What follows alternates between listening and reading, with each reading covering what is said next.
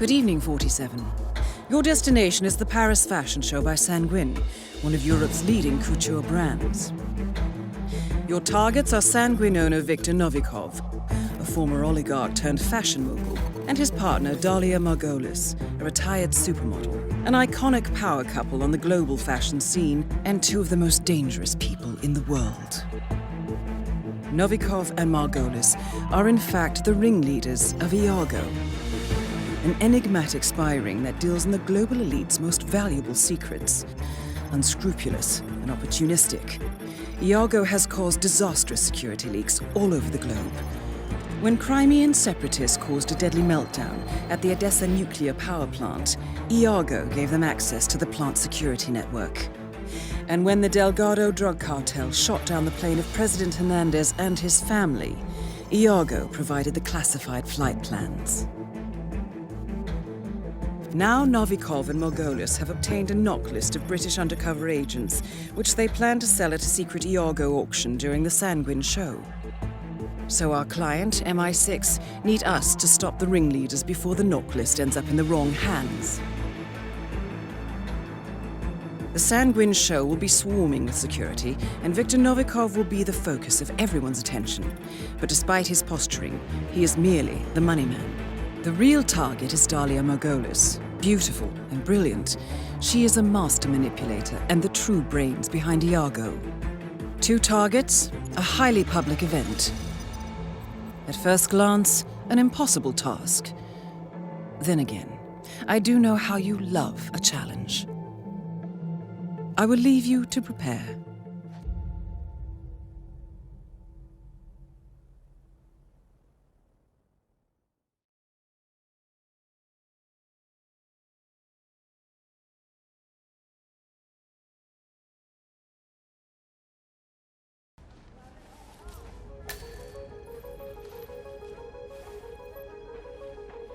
Ladies and gentlemen.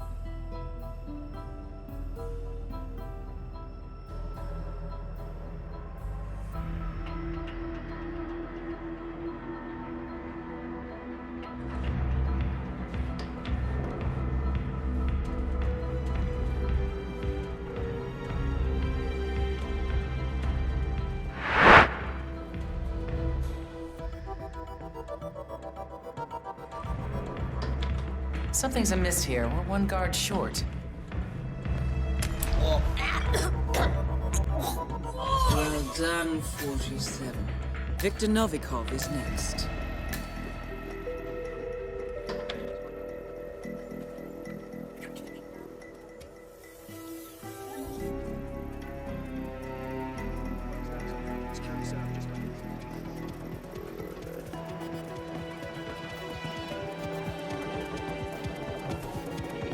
Still no answer.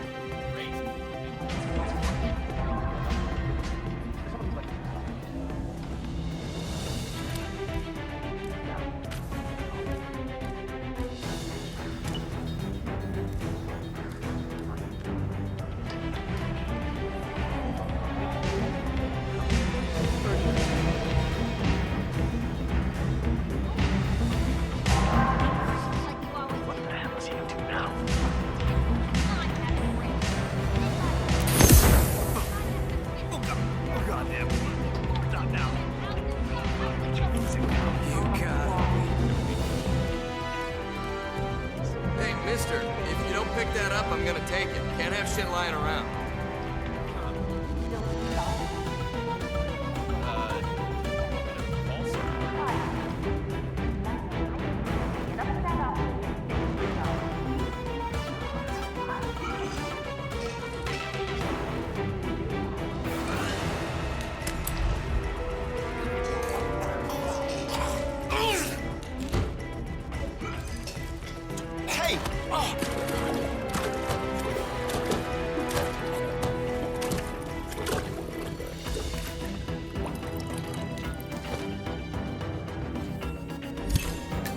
Both targets are down. Great work. Now head towards an exit.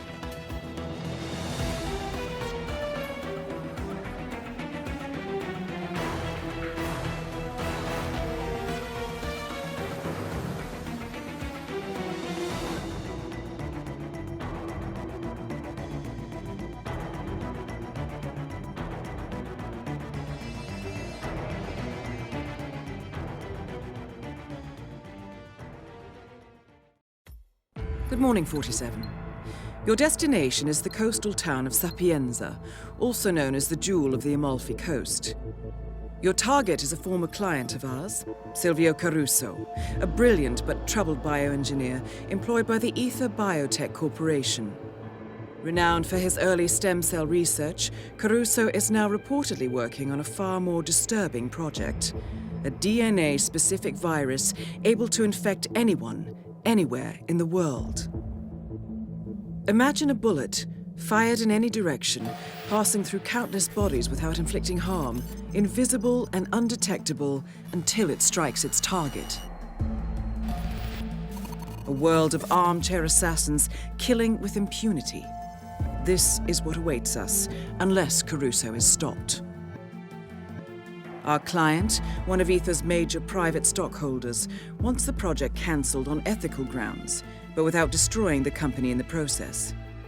She has asked us to eliminate Silvio Caruso and destroy the yet unfinished virus prototype.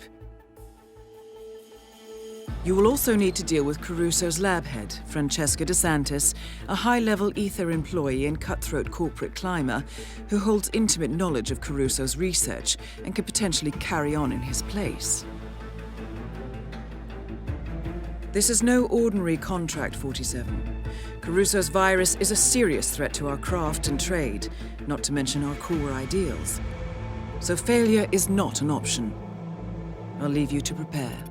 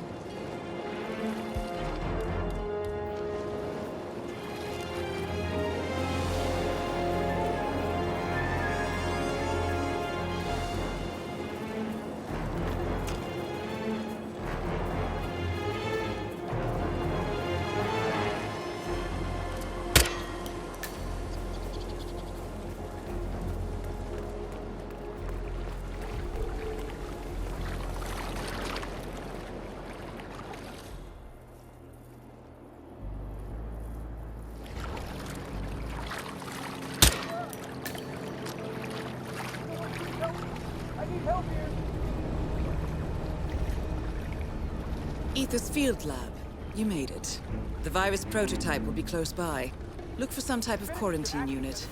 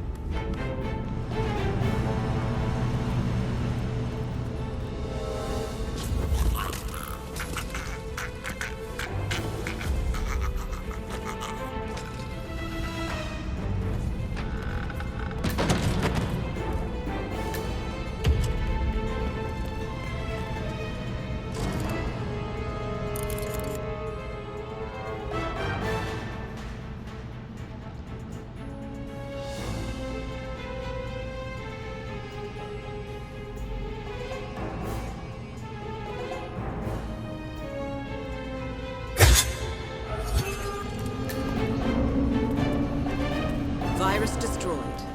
2 targets remaining.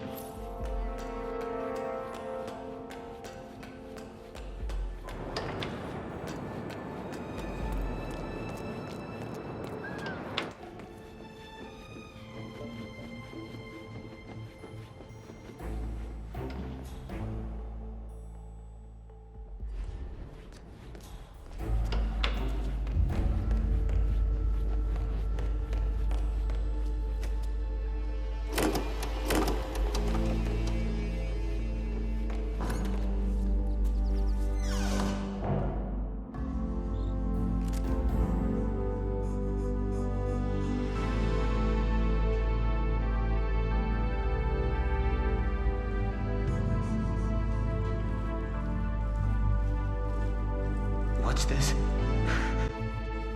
Credo non believe the projector on.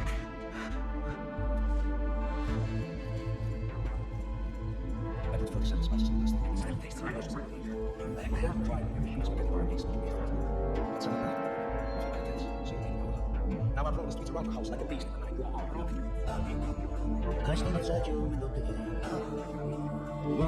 Won't you see?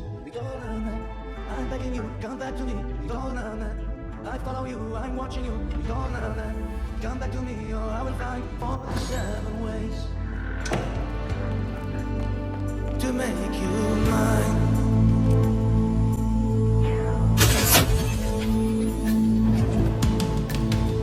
A taste of wine. Target down. Next up, Francesca DeSantis. I see you lighting candles now as you fit past those dirty hands over the table. I was just wondering, get rid of him, or I swear I will. I swear I will. Ritorna, I'm begging you, come back to me. Ritorna.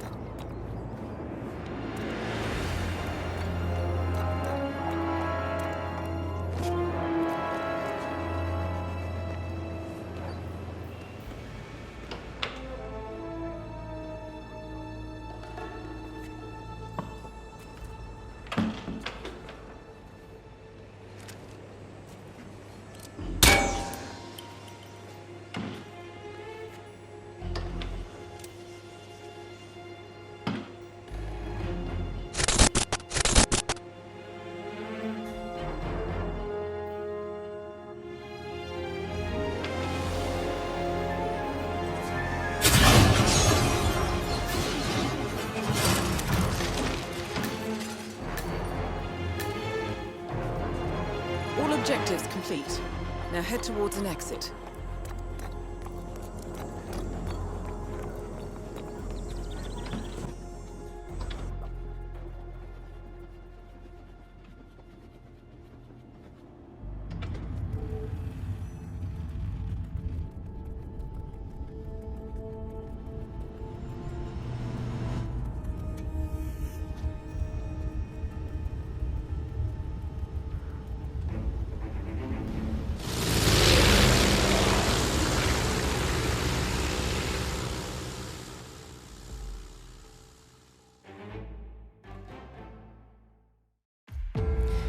Good afternoon, 47.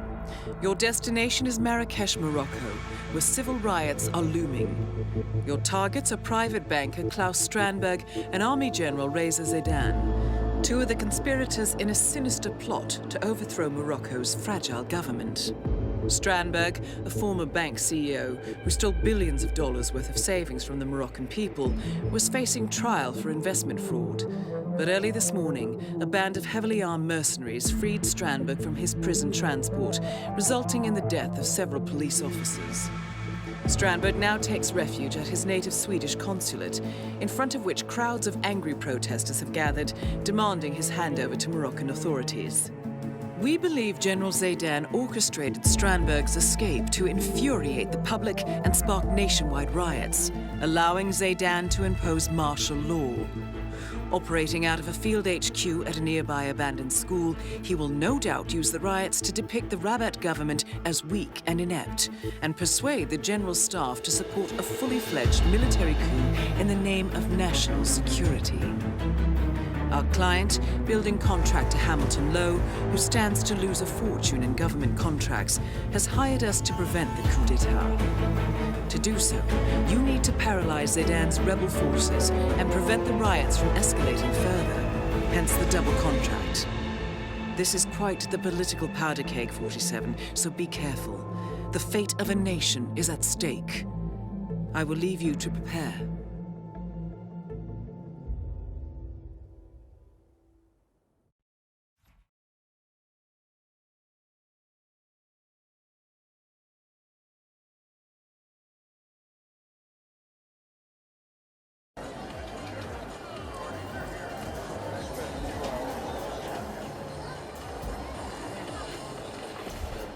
Weird.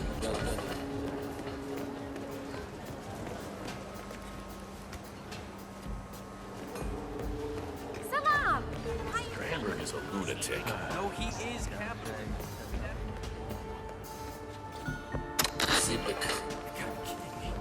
No, I'm serious.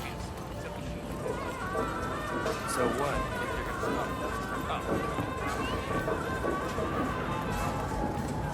What should we do? If Crystal don't get involved? Matters of national security, but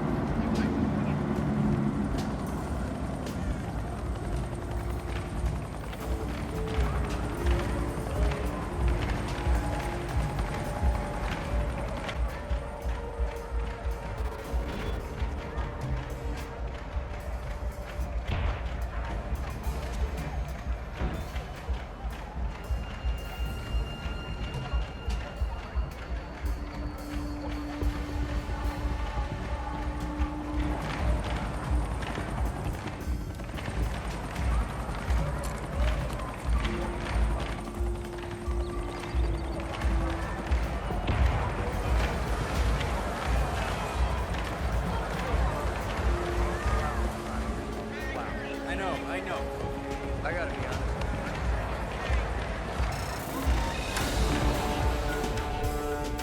You made it. Most impressive, 47. Now to locate Klaus Strandberg.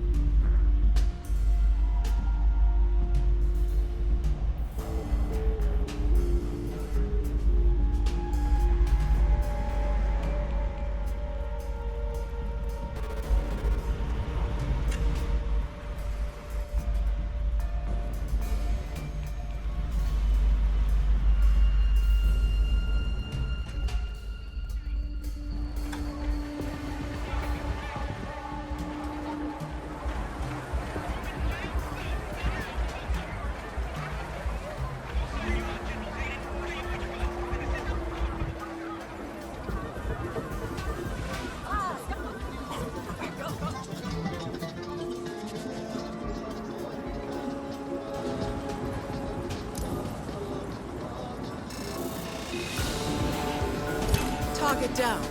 Next up, raise the Zaydan.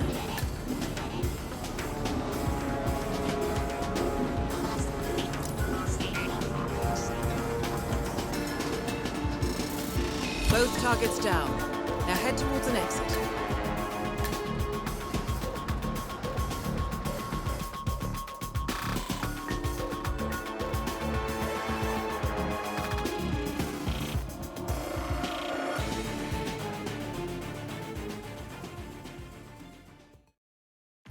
Good morning, 47.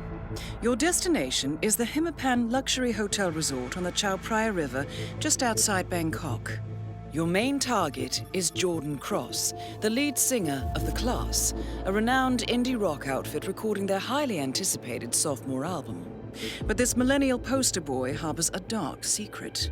1 year ago, promising young actress Hannah Highmore fell to her death from Cross's penthouse loft in Dumbo, New York. According to the police, Miss Highmore's death was a tragic accident, but her parents remain unconvinced. They firmly believe that Cross murdered Hannah and only escaped justice due to the power and influence of his father, billionaire media mogul Thomas Cross. A secondary target, Ken Morgan, corporate fixer and attorney to the Cross family, is also staying at the hotel. Cunning and unscrupulous, Morgan was a key agent in the cover-up of Hannah Highmore's murder and Jordan Cross's subsequent acquittal. The Highmores understandably want retribution, and while the system may be powerless, ICA is anything but. I will leave you to prepare.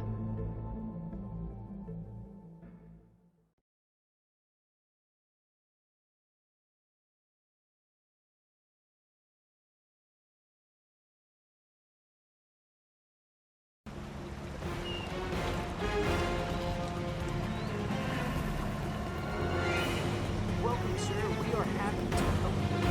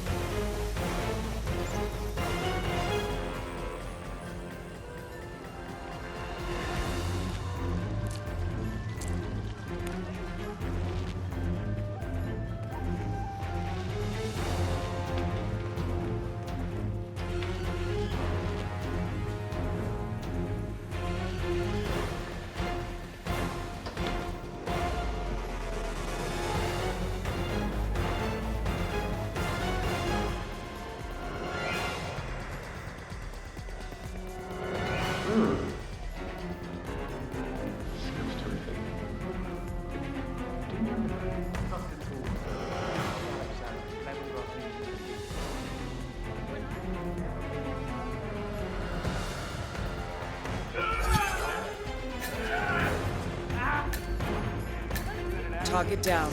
Now on to Jordan Cross.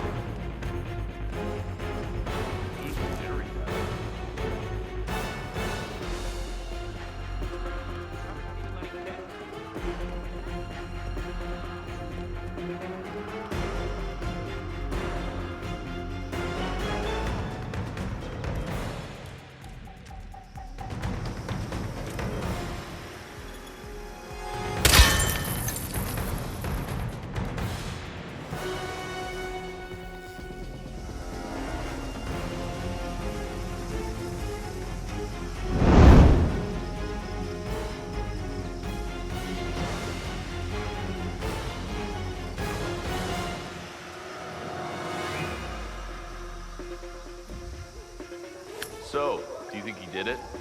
Cross, I mean. You think he killed his girlfriend? No idea. Huh.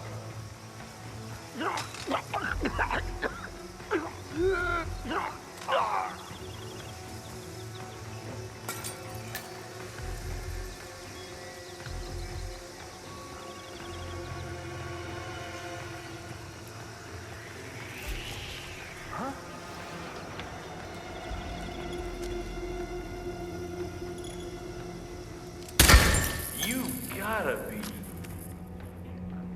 I heard that.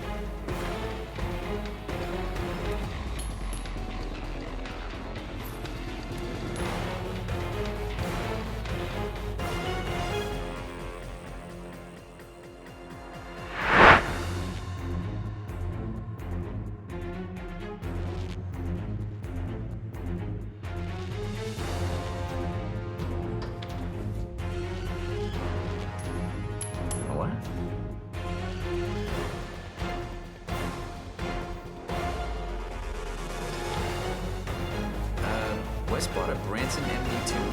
Yep. Also known as Old Barn. Yeah, well, why would West want to use a mic with a notorious production?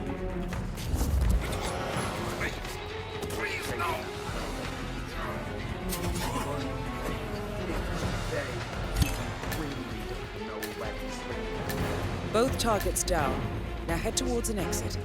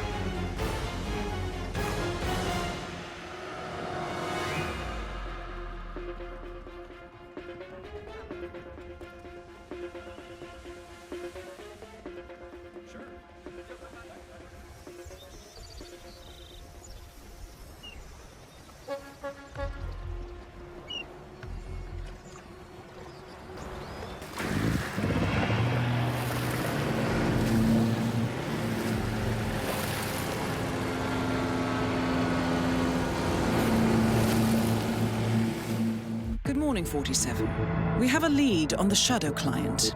ICA White Hats have traced the anonymous data received by our clients to one Olivia Hall, brilliant young hacktivist and suspect in a dozen cases of cyber vandalism. Using onion routing with state-of-the-art encryption, Hall went to a lot of trouble to stay untraceable. She is good, but we are better. Her digital trail has led us to a remote farm in Colorado, where satellite footage has revealed what appears to be the training camp for a private militia, led by an already registered target, Sean Rose, Australian environmental terrorist and explosives expert wanted for a series of public bombings. Rose was spotted near the scene of Thomas Cross's kidnapping, which makes him our prime suspect for the Shadow client. Spurred by Eric Sodas, the ICA Board of Directors has asked us to infiltrate the farm and eliminate Sean Rose, along with 3 other prominent militia members.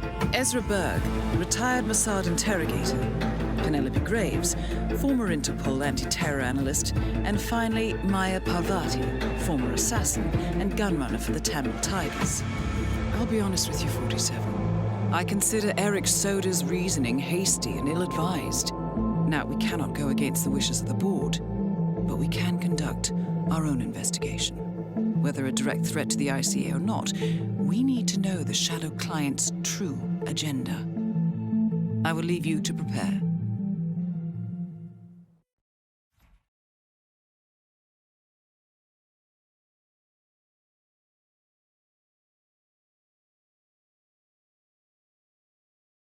Camp has increased roads onto the planet, but that new interrogation guy is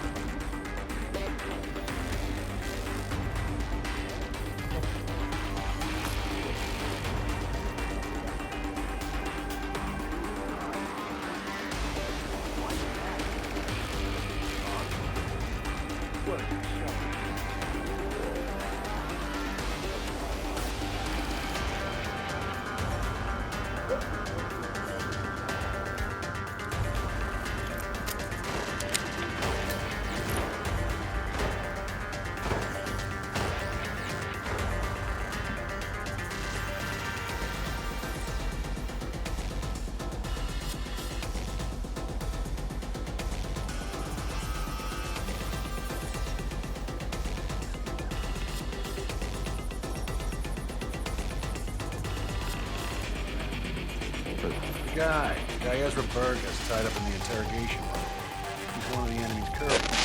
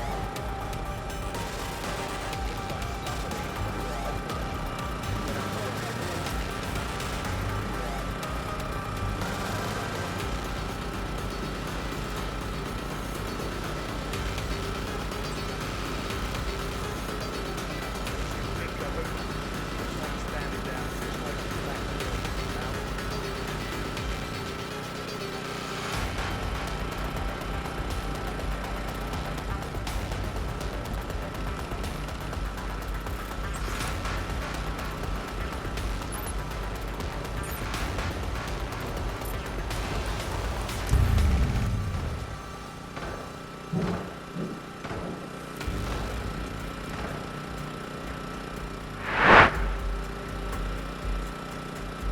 right now, please. And on.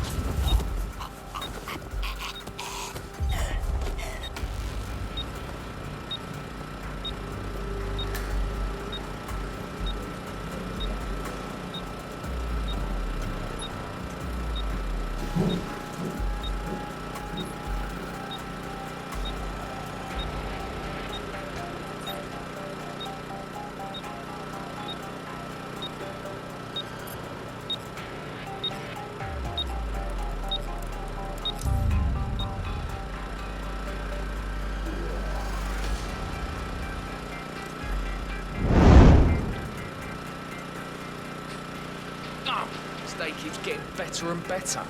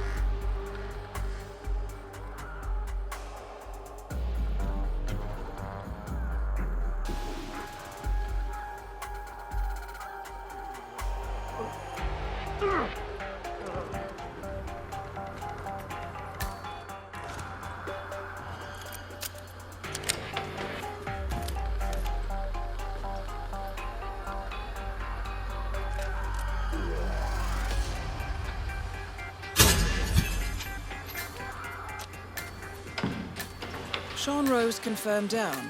Nicely done, 47.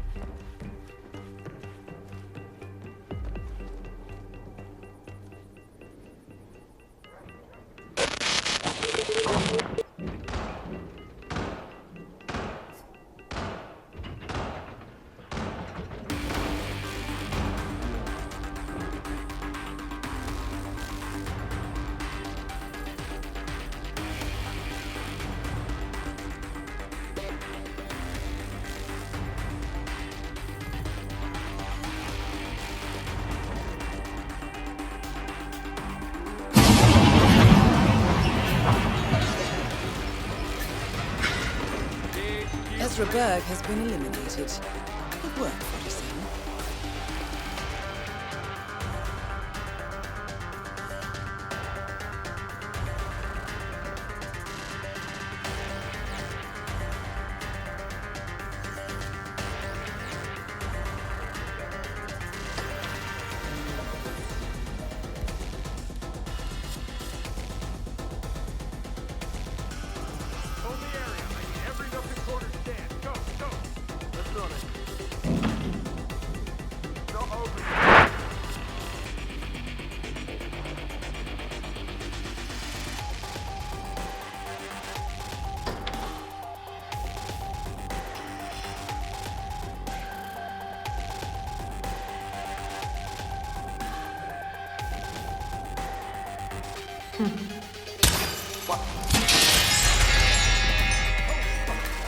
Graves is down.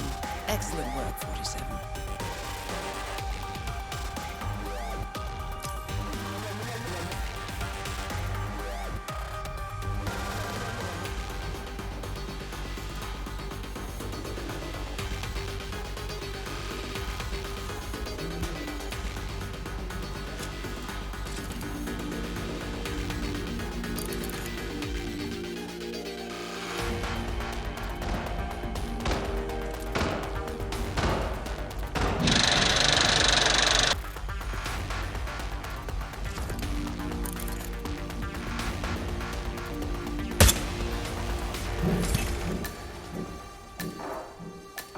Maya Parvati is down.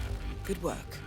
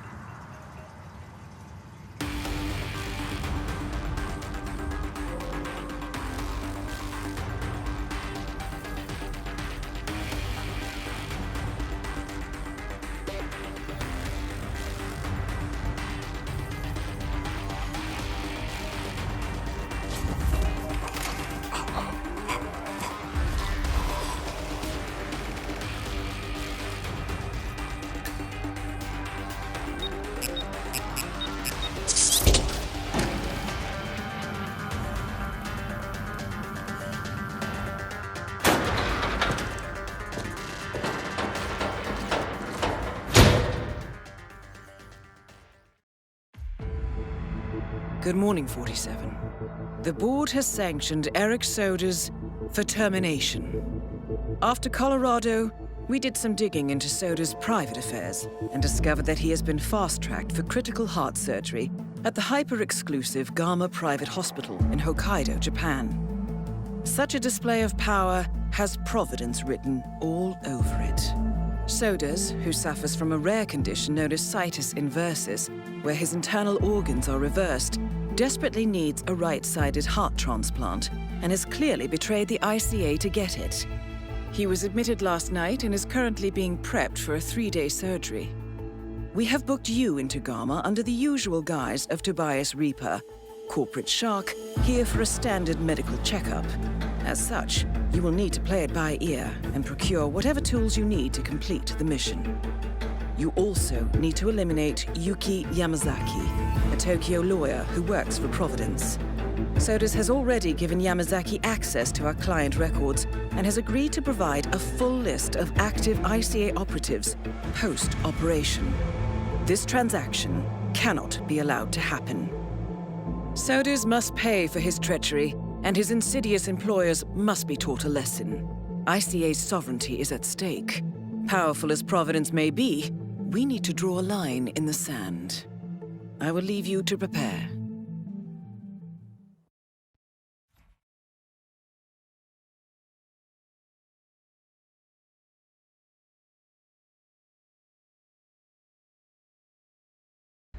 You're the curator's research aide, right? Let me guess. You want to know about the medical trial? Oh, so it is true. The guy's had a mood-altering neurochip implanted in his brain. So how does it work? Does it work? Sorry, you're just gonna have to wait for my research paper. I'm following the trial closely, and with a little luck, it'll be the basis of my document.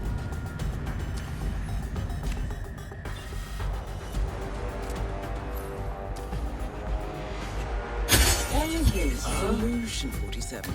With Sodus on the operating table, and no hope of getting a second right-sided heart in time, you have effectively killed him without laying a hand on him.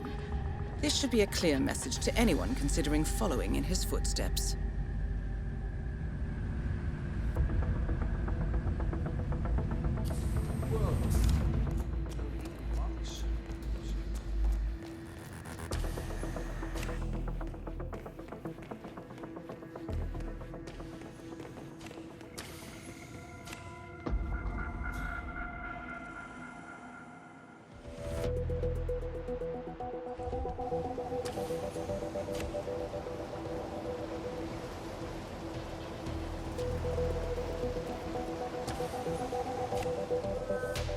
Yeah, the gig's alright.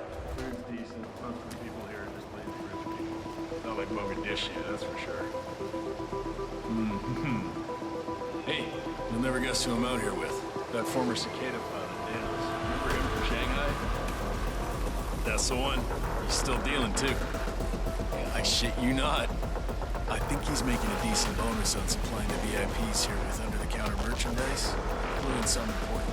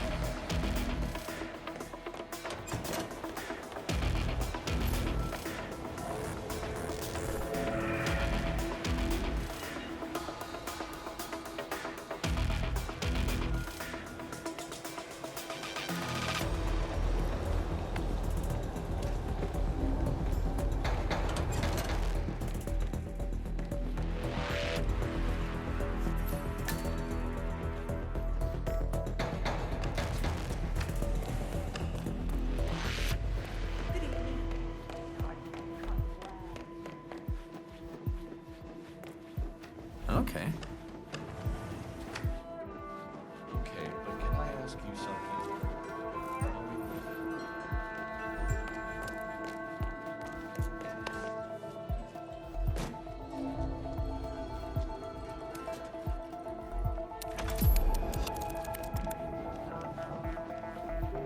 My guess is you're probably the most weird.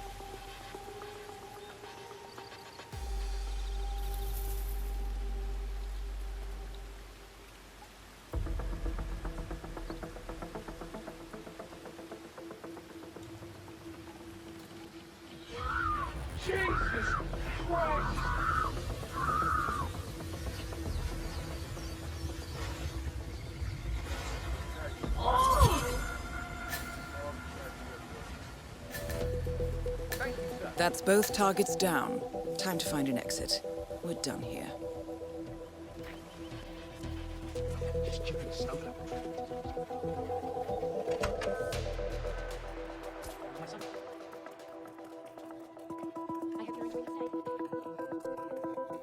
Going on a couple of months.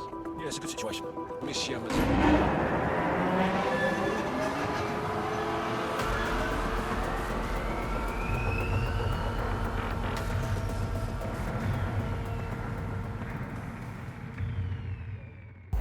Good afternoon, 47. Your destination is the annual Global Innovation Motor Race in Miami, Florida. After analyzing the data from Reynard's computer, the case is clear. The Providence defectors are Robert and Sierra Knox, head of robotics developer Kronstadt Industries.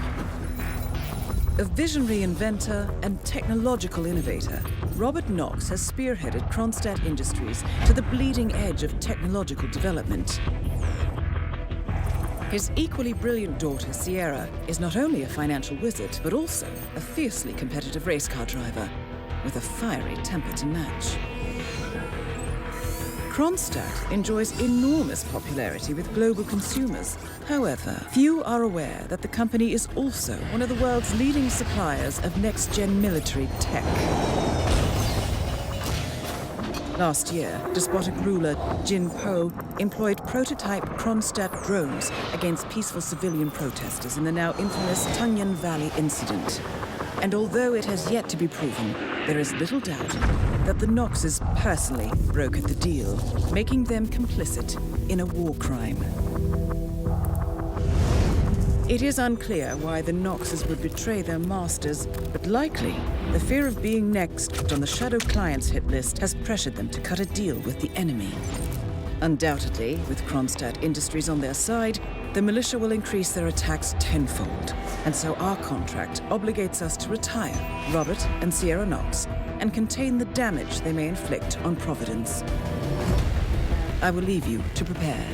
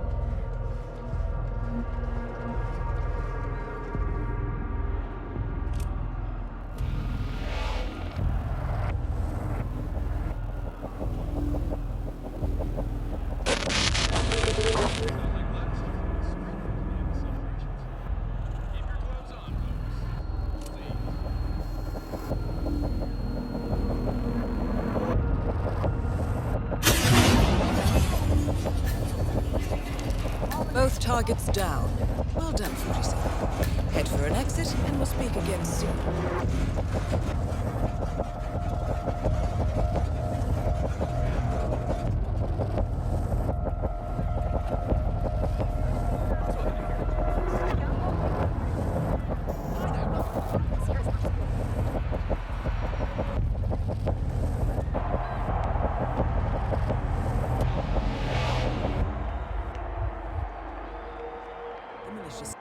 Good morning, 47. Our Providence contact has shared the identity of the Shadow Client, a former mercenary and bodyguard by the name of Lucas Gray. His past is a black void, but our analysts are digging deep. Meanwhile, we've had a breakthrough of our own. Comparing the militia's attack patterns with global shipping and transportation routes, we've figured out how Mr. Gray and his paramilitaries move around the world undetected. They're using the distribution network of the Delgado cartel, Colombia's biggest drug manufacturer. Clearly, Gray must have struck a deal with the Delgados. Consequently, if we can cripple the cartel, we can severely limit the militia's strike range. But to do so, we need to slay a three-headed serpent. Sociopathic cartel head Rico Delgado and his two closest lieutenants, PR guru Andrea Martinez and savant chemist Jorge Franco. With equal parts guts and guile, Rico Delgado runs a thriving billion-dollar criminal empire. The word is, the brutal and volatile cartel head is hell-bent on becoming the #1 drug lord in the world. To achieve this, Martinez, a childhood friend of Delgado's, has been buttering up state leaders and decision-makers, paving the way for an expansion of the Delgado logistics network, while the brilliant but aloof and antisocial Franco has been hard at work developing a new type of super cocaine. So, three of Colombia's most infamous crime lords inhabiting a decidedly hostile environment. I will leave you to prepare.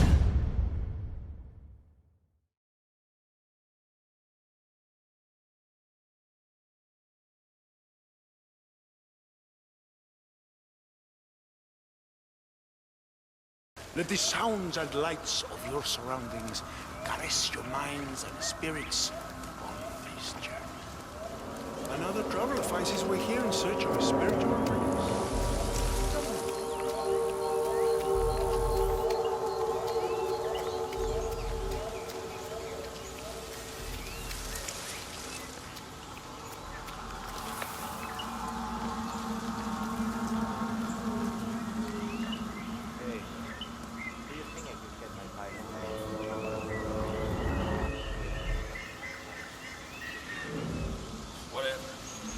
I feel like I'm getting deadlifts just looking at that.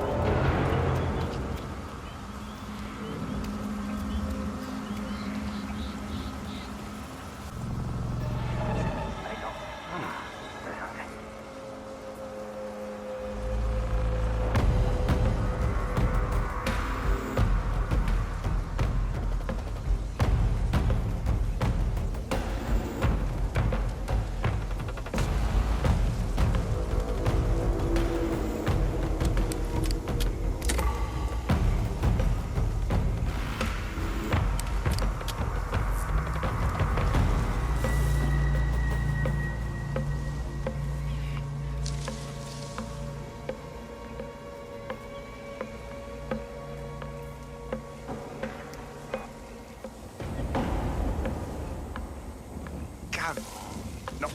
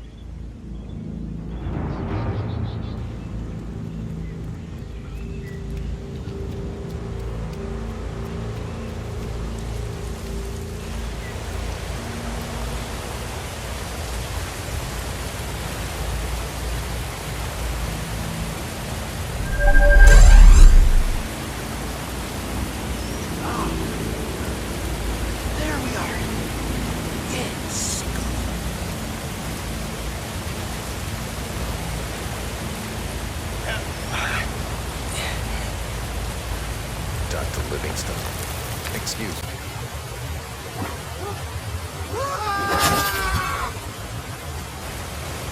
Franco confirmed down. Nice work, 47.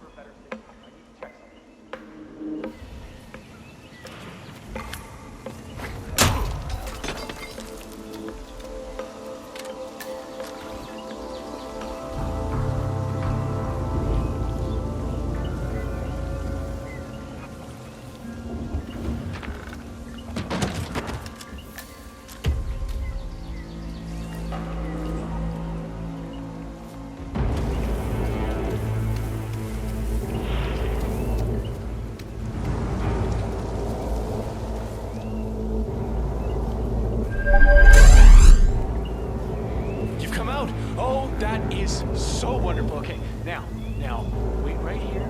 I'll go find your master.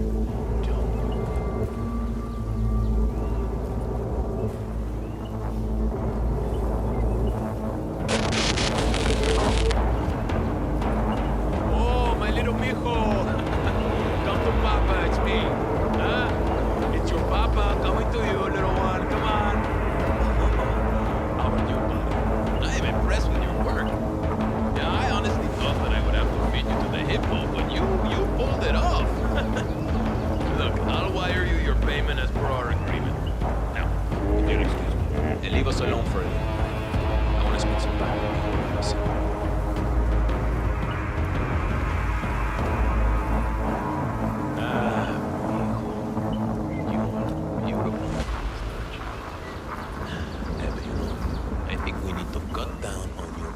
For a while, huh?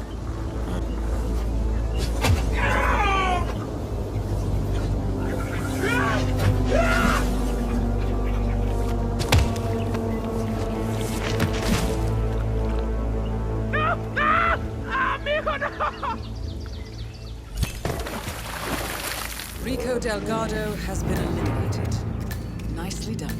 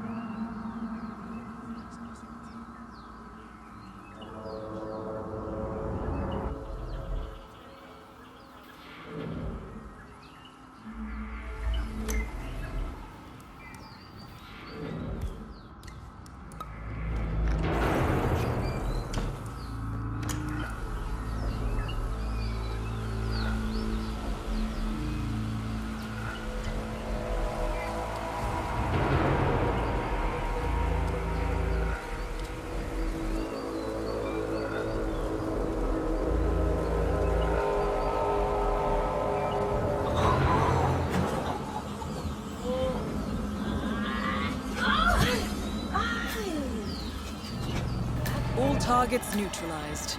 This should paralyze the cartel. Excellent work, 47. Now head for an exit.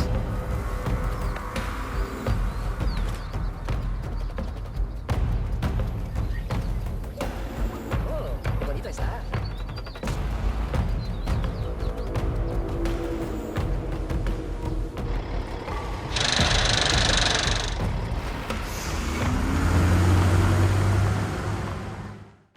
Good evening, 47. The militia has released a hostage tape, outing the existence of Providence to the world. This was a fatal mistake, and our analysts are tracing its origin as we speak. In the meantime, we have a lead on Lucas Gray's top lieutenant. Turns out the Delgado cartel's counterfeiting unit was creating fake IDs for the militia, and one operative in particular stands out, Wazir Kale, an infamous South China Sea pirate better known by his nom de guerre, the Maelstrom. The Maelstrom and his cutthroat band of outlaws were the scourge of the shipping industry in the post-recession years. But his reign of terror came to an end with the disastrous 2014 hijacking of the supertanker, Francis King. Chinese elite forces stormed the ship, resulting in the deaths of a dozen sailors and most of the Maelstrom's crew. But Kale slipped away unseen.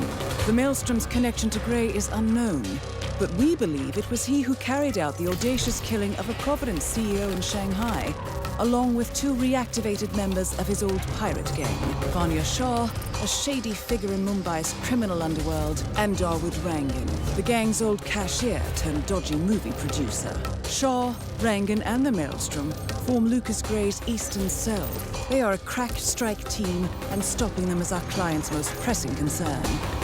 Unfortunately, the elusive Maelstrom appears to have vanished into the seedy underbelly of Mumbai, the cradle of his criminal legend, and no one knows his whereabouts or what he currently looks like. So, a bandit queen, a showbiz charlatan, and one certifiable ghost. I shall leave you to prepare.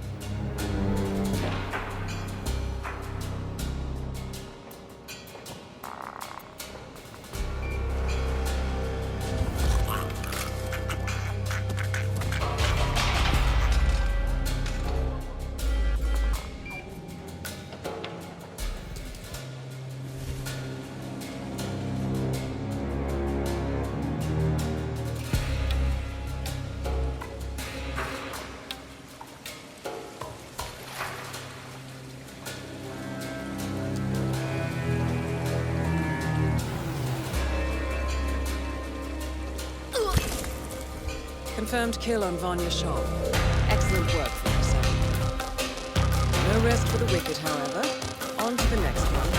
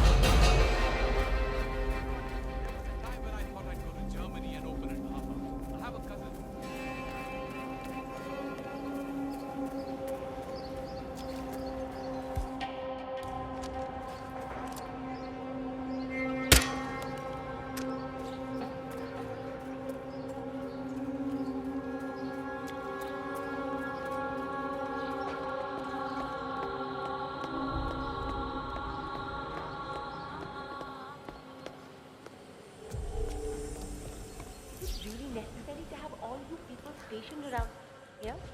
I told him and I told you. I can take care of myself. Scare the neighbors. Just following orders. Boss told us to evacuate everyone. I know we're supposed to raise the flag when this Neha lady tells us, but how is he going to see it from the slums? I don't know. He's the maelstrom. He's got eyes everywhere. It's me. You there? You're a troublemaker to deal with.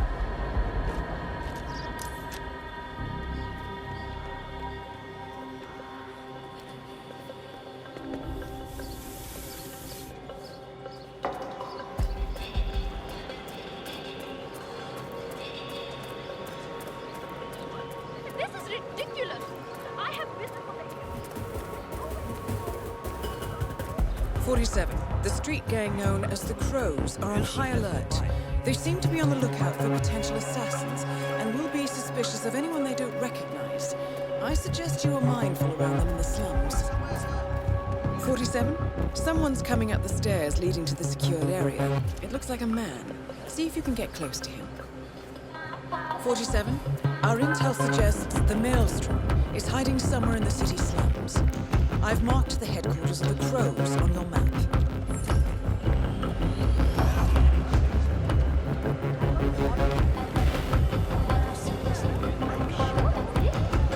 My cousin lives in New York, and he's a salesman or something. 47. This is one of the Mumbai jewels. My records show a few residential complaints about a new tenant in the building. Something related to strange behavior. Might be worth looking into. Class sniper rifle right now. It appears we have a rival assassin in Mumbai, and he's training his sights on Darwood Rankin. By the looks of it, I'd say we're dealing with a local operator known as the Kashmirian. Karan Dar, aka the Kashmirian, was born in the US, but fled to his mother's native land, India, 20 years ago, following an FBI investigation into a string of serial killings in Texas. He adopted a new identity here, and now works as a gun for hire for local mobsters. But who would want Rangan dead?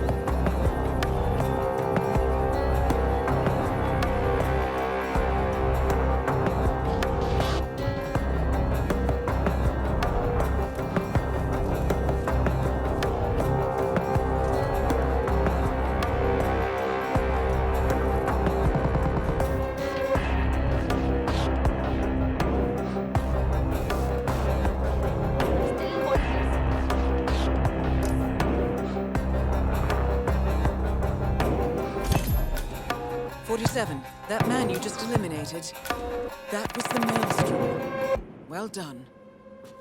Just one target left. Let's bring this one home.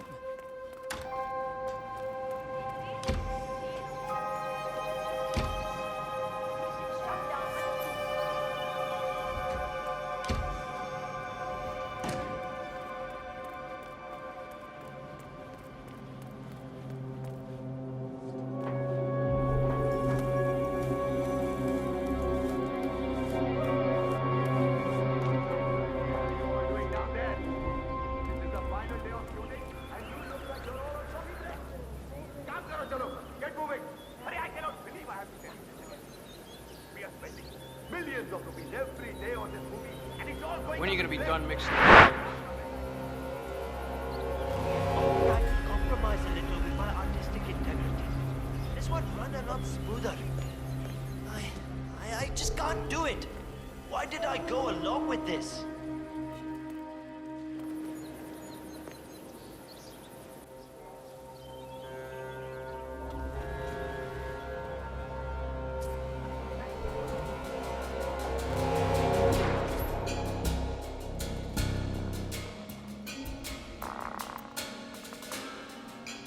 Amazing, gone, managed to get another epic, huh? I can't wait.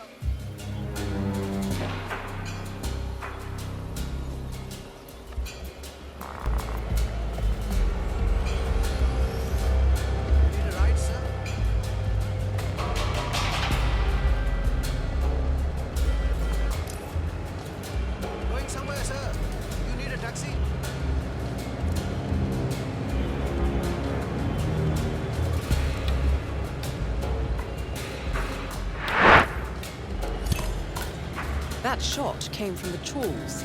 It looks like the Kashmirian finally got a clear line of fire. Darwood Rangan is dead, and not even by your hand, 47. What will you think of next? Mission completed. Time to find an exit.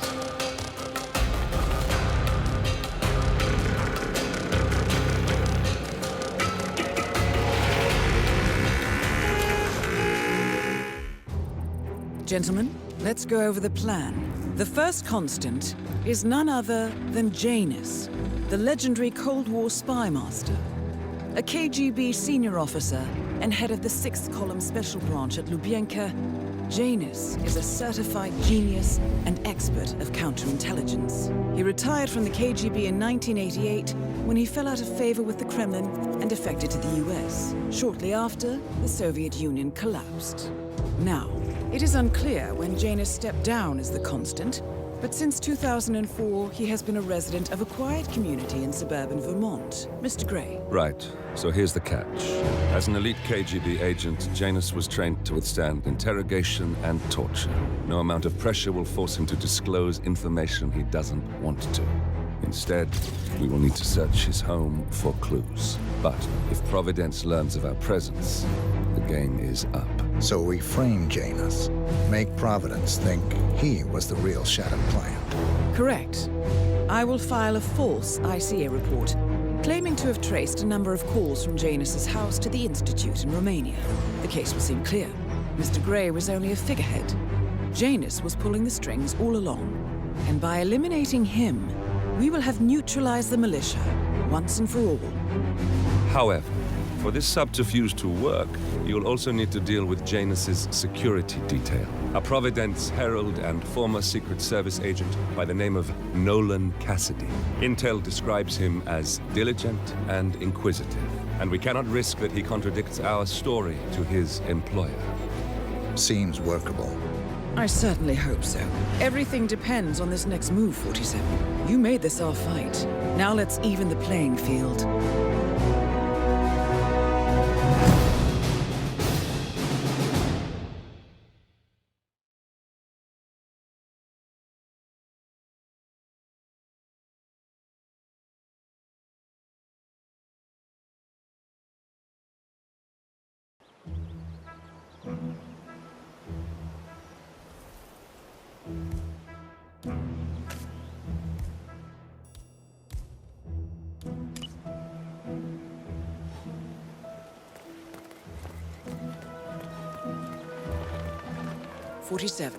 I've marked your map with several points of interest. You're running this mission with very little upfront intel, but these locations could provide clues to help you obtain the information we need. Good luck.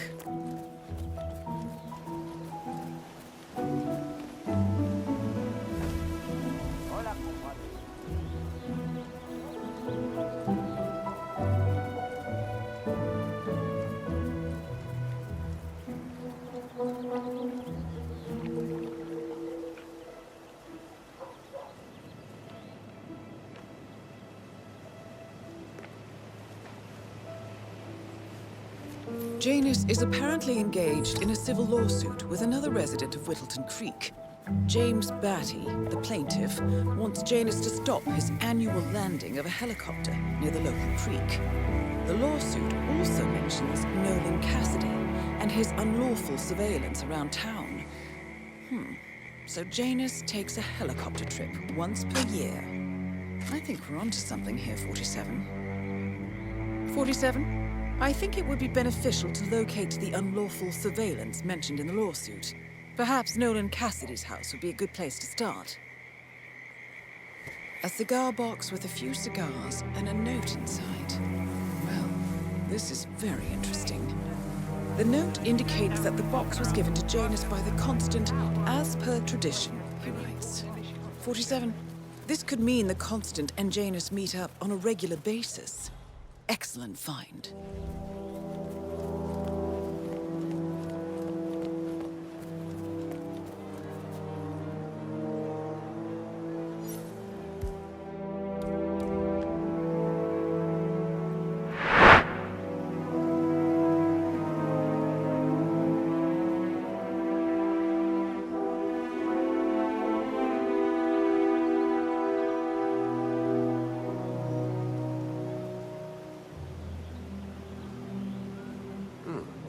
neighborhood barbecue party. How suburban.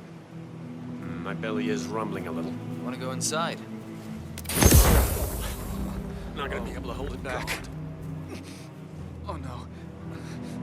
Oh crap. Little dizzy here. Oh.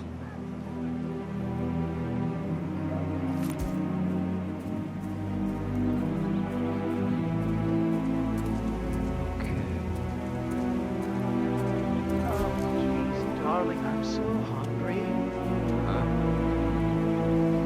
Oh, shit, you are not okay. Oh, jeez, darling, I'm so hungry.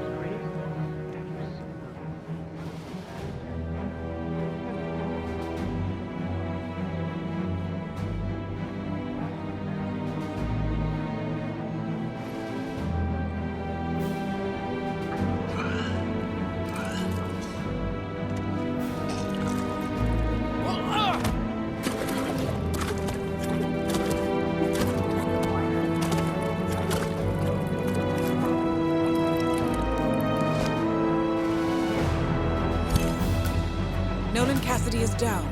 Good work, 47. Janus awaits your attention. Serious. They're our neighbors. If they have secrets, we have them.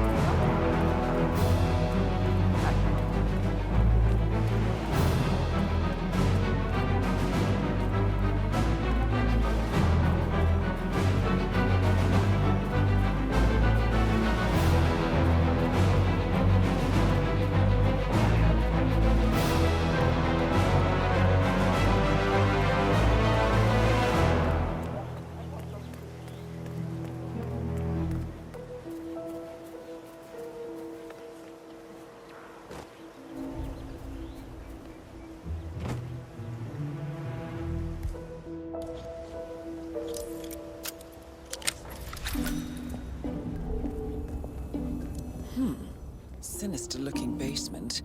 What could she be doing down here?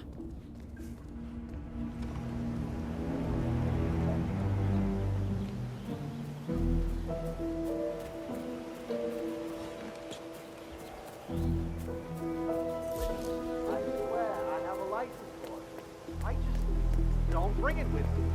You can't just confiscate my property. I need it to get rid of an aggressive.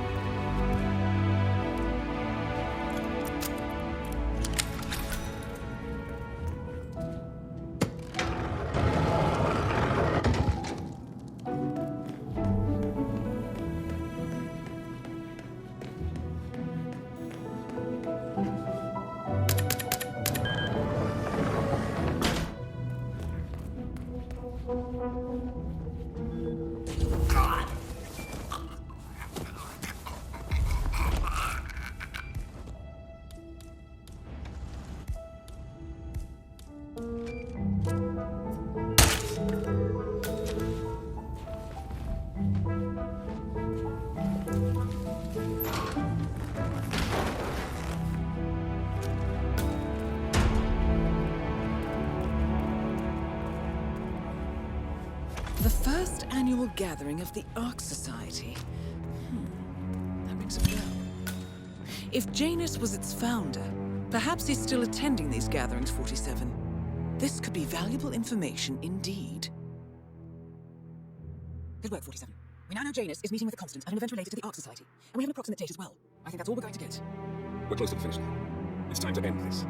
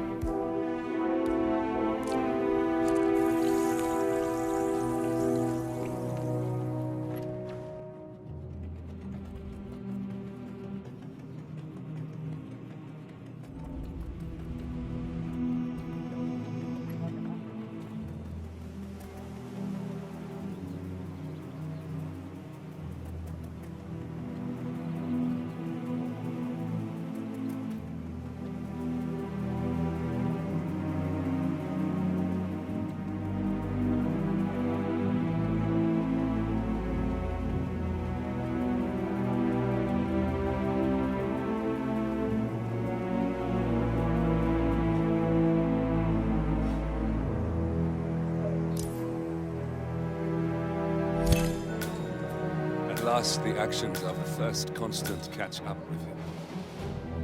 Death feels like an easy way out for a man like Janus. Still,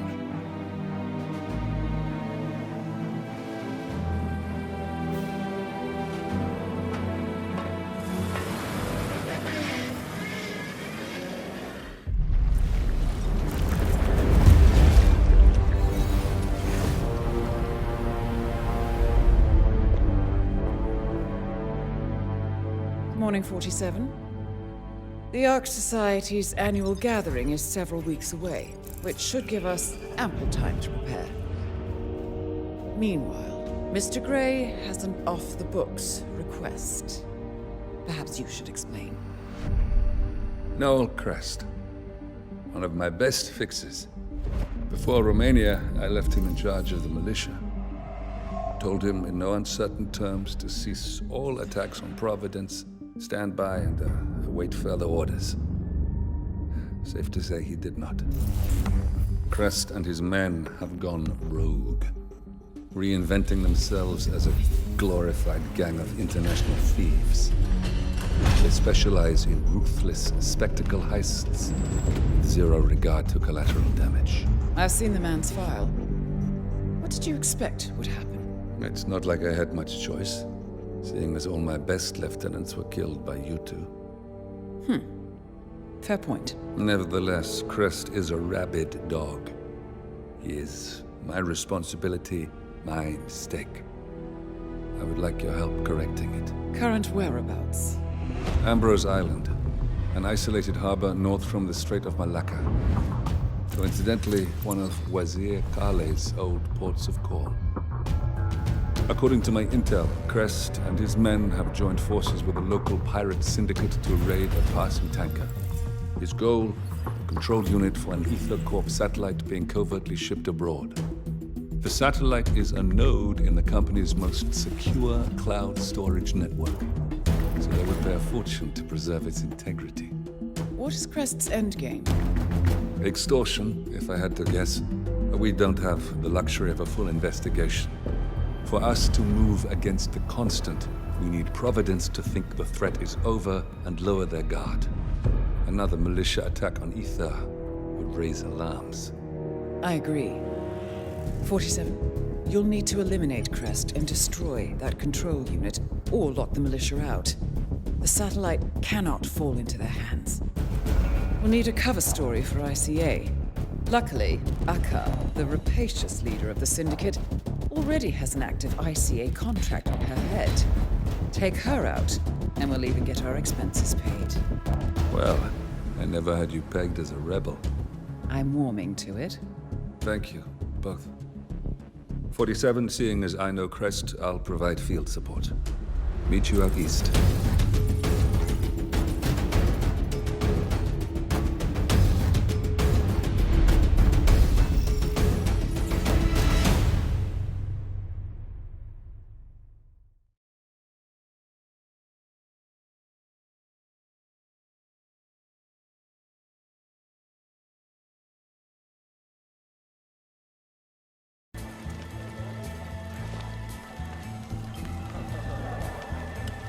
Second you see that tower land. Got it? Akka's not gonna get any credit. It seems that Crest is waiting for Akka to call a meeting. Getting them both in one place would certainly save some time. Akka must be using the light to signal for Crest when she wants a meeting. It shouldn't be too difficult to exploit that.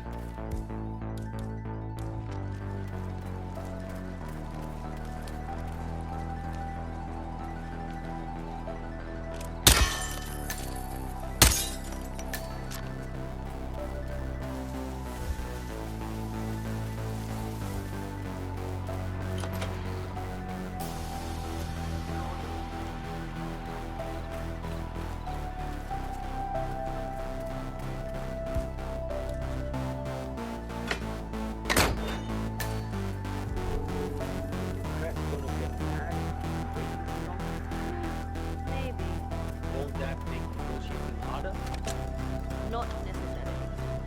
He knows he has a force advantage. He knows what it is. We he gets mad about a little delay, will show me just how desperate he is. That's good information to have. Have we heard from Solano yet? The Ecuadorian food gone dark. He might have switched once again if he thinks internal affairs is slipping around. Let's give him a call.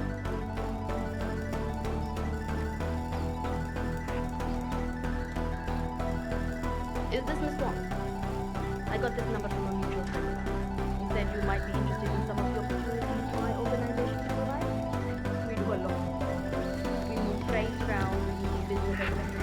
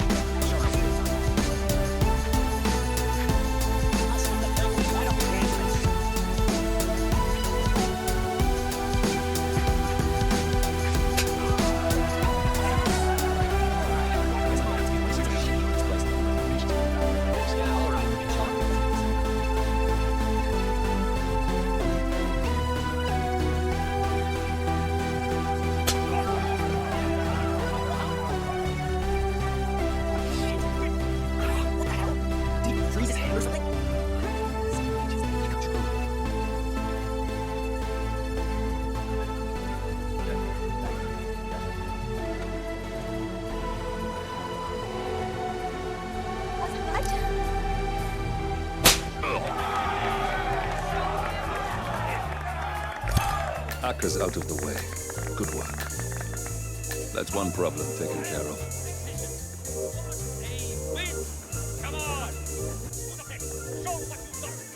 What an embarrassment. Sir, he doesn't even flinch. And when he hits you, I gotta see stars, which is cartoons. You? Which one? The bald guy. I see. Hey, come on. How are you?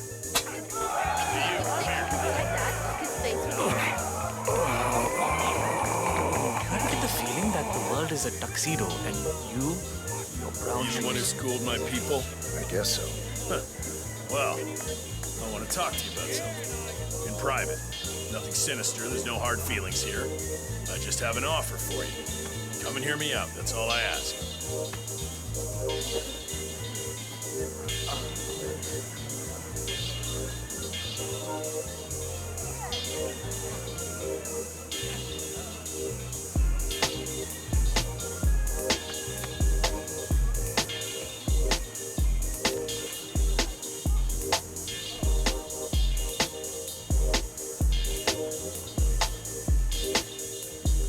dirtiest corner of the island, but we should be out of earshot now. Practical. I've been planning some operations. Heists, if you want to be Hollywood about it. Certain prominent individuals, government facilities, big targets. But that means big payouts. I'm looking for someone who can take a little punishment. Someone who can be an inside man but won't buckle under intense interrogation if he's caught. I'd do it myself, but my time and expertise would be better spent covering our tracks. And you've shown me that my guys aren't up for the job either. I need someone I can depend on. I can hold my own. I know we only just met, but you have this quality to you. I can't really pin it down. It's familiar but alien at the same time, and your face. Don't take this the wrong way, but it feels like if I looked away for a minute, I'd completely forget every feature. You might be my missing piece here. I don't need or want a decision right now. This is a life-changing choice. It could be the start of some big things for you, but there would be no backing out. I don't need any more disappointments. Make sure this is what you really want. I'll be here for a few more days at least, so no rush. I'll think about it.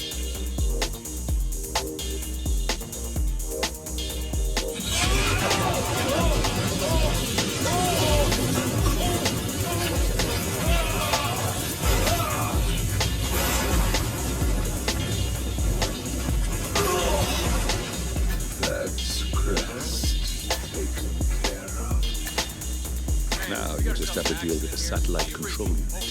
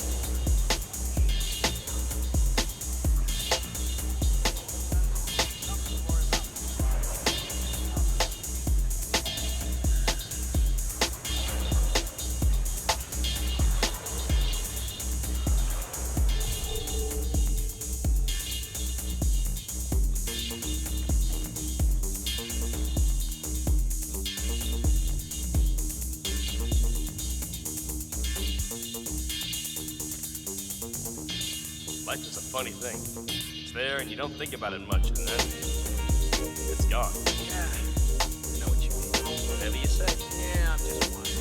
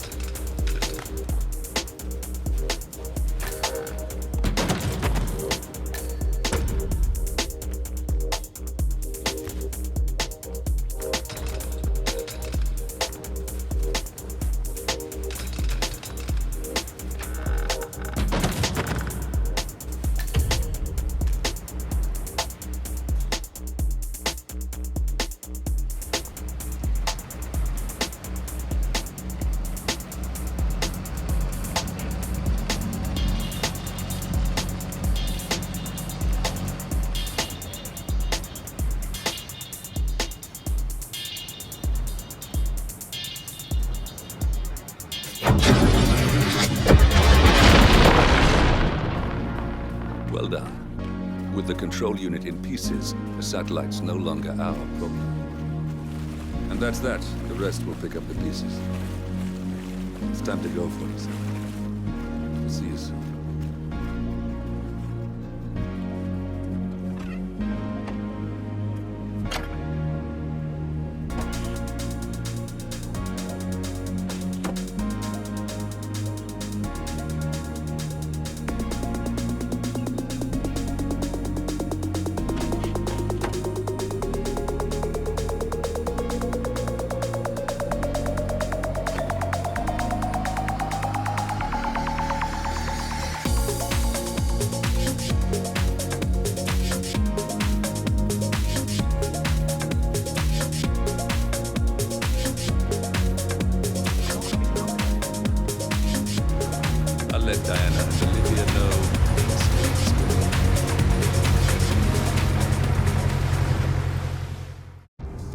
Attention, gentlemen. Our source on the island just made a critical discovery. The Constant has a poison chip embedded in his neck. A failsafe, in case he's compromised. Damn it. We should have expected something like this. So, we subdue the Constant before he has time to react. Not that simple. The device is remote triggered, and during his stay on the island, 2 kill switches have been entrusted to twin sisters Zoe and Sophia Washington, 2 young, ambitious Providence operatives and newly appointed chairwomen of the Ark Society. Apparently, even the Constant is unaware of this arrangement. Right, change of plans. We divide and conquer. 47 takes out the Washingtons, while I figure out a way to get the Constant off the island. It'll be tight, but once we're back at the ship, we should be able to surgically remove the chip before the partners have time to react. 47? Tell me about the targets. I know them from the archive. Zoe and Sophia's father is president of a powerful conservative think tank, one of Providence's prime assets. The apples don't fall far from the tree. No saints either. According to ICA files, the twins are pampered socialites who get their kicks from treasure hunting. Commanding a band of trigger-happy mercenaries, Zoe and Sophia prowl the world in search for ancient relics. With little regard for local culture or even human life, they stop at nothing to claim their prize. Well, collateral damage they may be, but safe to say, they have it coming.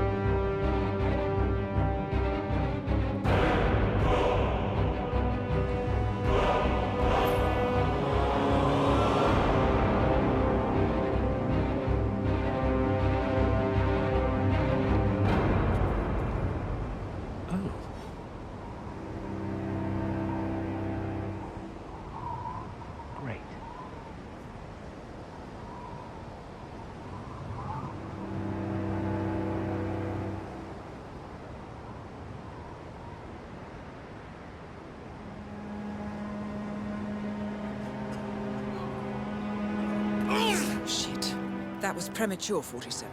Quick, get him out of sight, then finish the mission. The clock is ticking.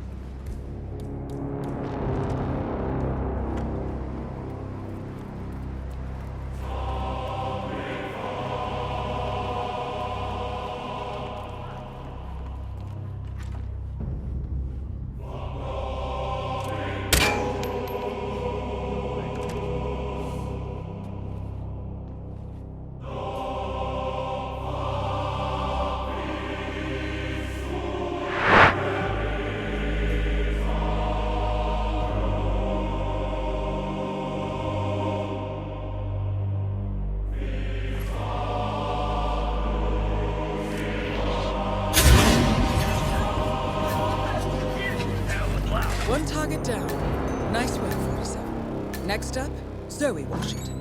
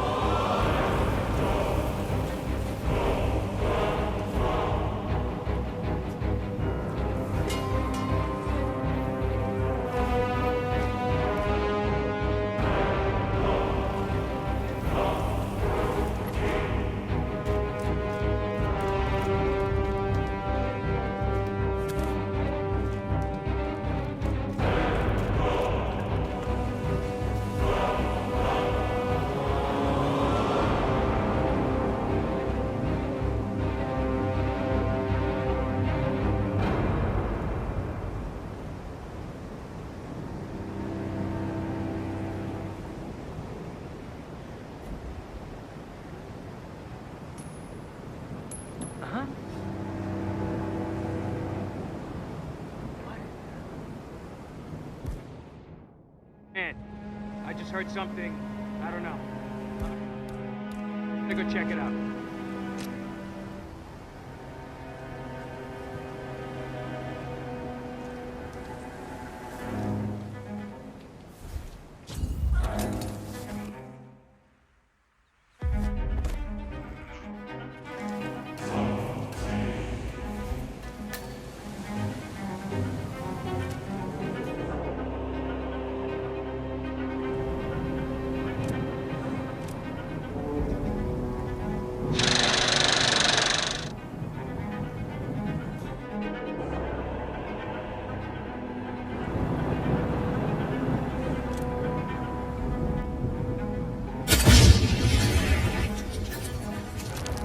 Both targets down. Impressive work, 47. And now, to confront the Constant.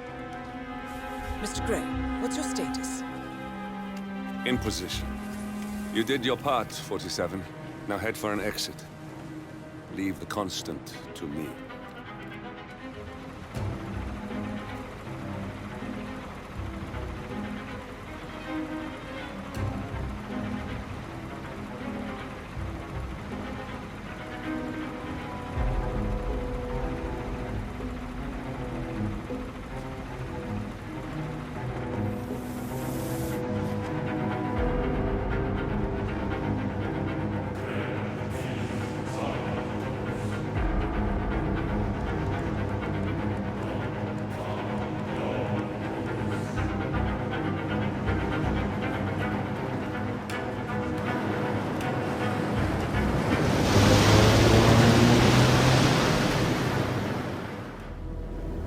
Three families.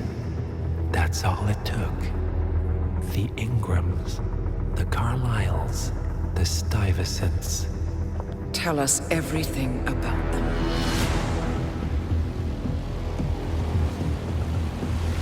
The ivory towers are about to fall. And when we're done... Let's cross that bridge when we get to it. For now, the partners are all that matter.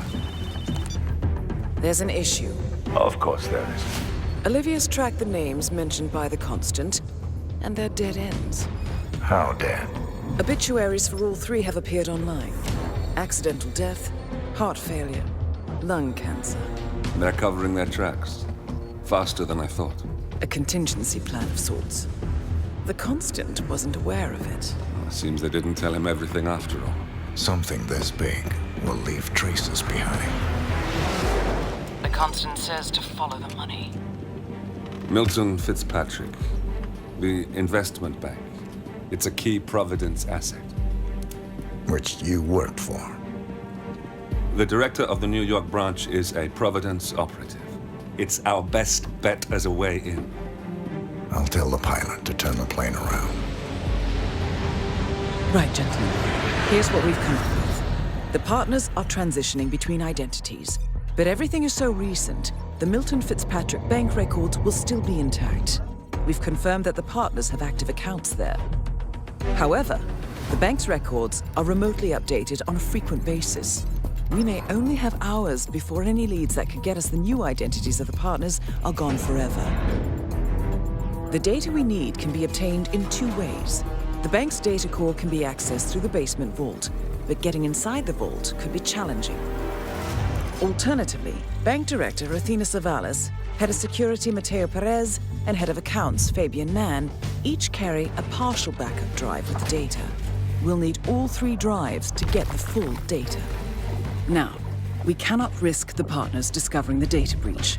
Eliminating the bank's director, Athena Savalas, would sever the last remaining Providence tie to the bank and keep our activities hidden. Okay, one more time. We break into the vault, extract the hard drive rack, and eliminate the director on the way out. We. You. Good luck, 47.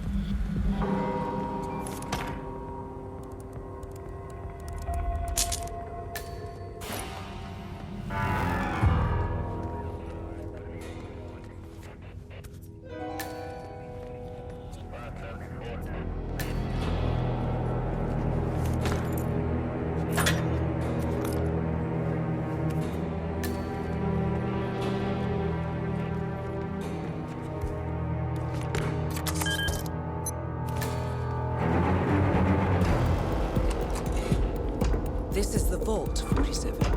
The data core should be behind that large steel door.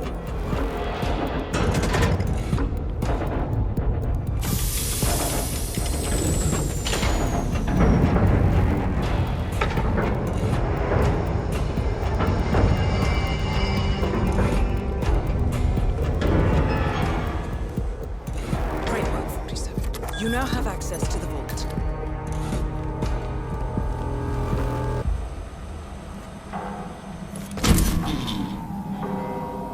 Good work, 47. That's the evidence secured for now. Careful not to lose it. If anyone sees you with that rack, my guess is you'll draw a lot of unwanted attention to yourself.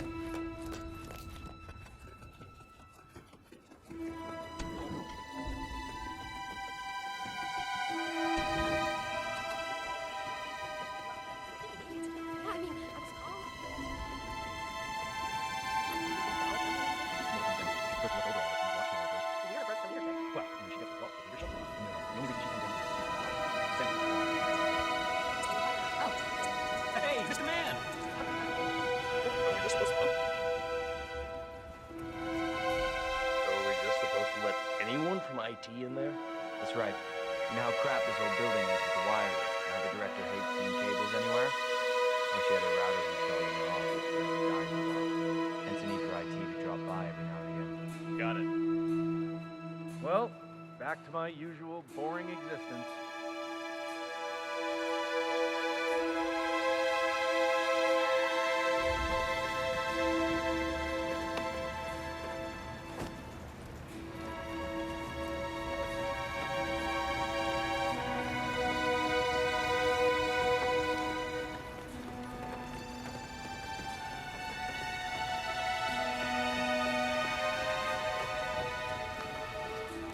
Fitzpatrick's municipality's office.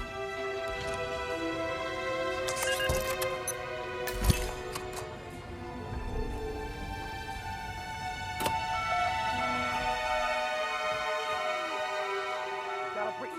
Stay close. The safe is here. All right, head down and let's go.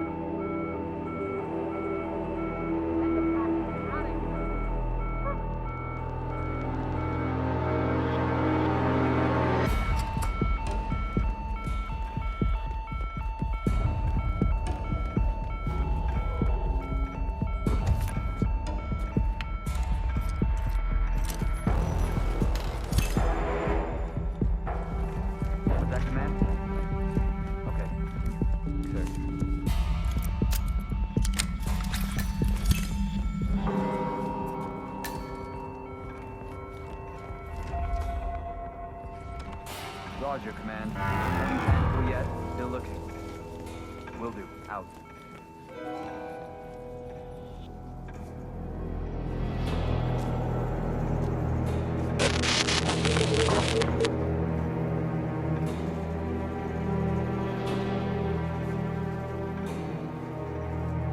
Look at them down there, scurrying about in their misery.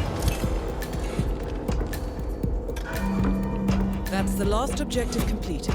Exfiltrate the bank, 47. Miss Hall will want to have a close look at that data.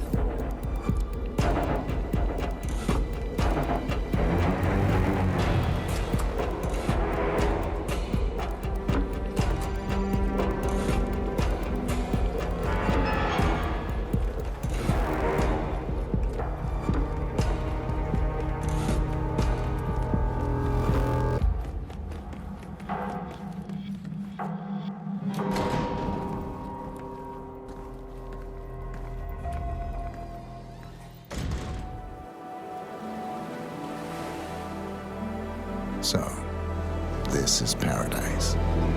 If you can afford.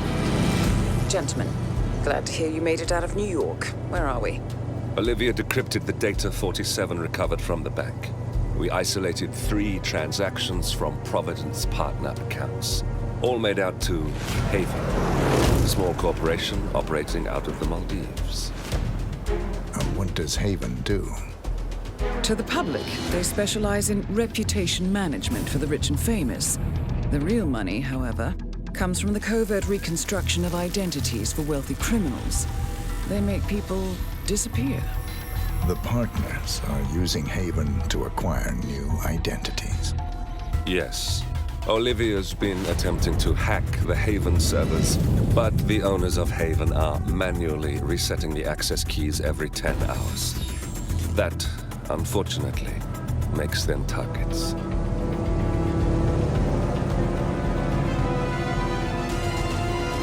Haven Island is a true tropical paradise.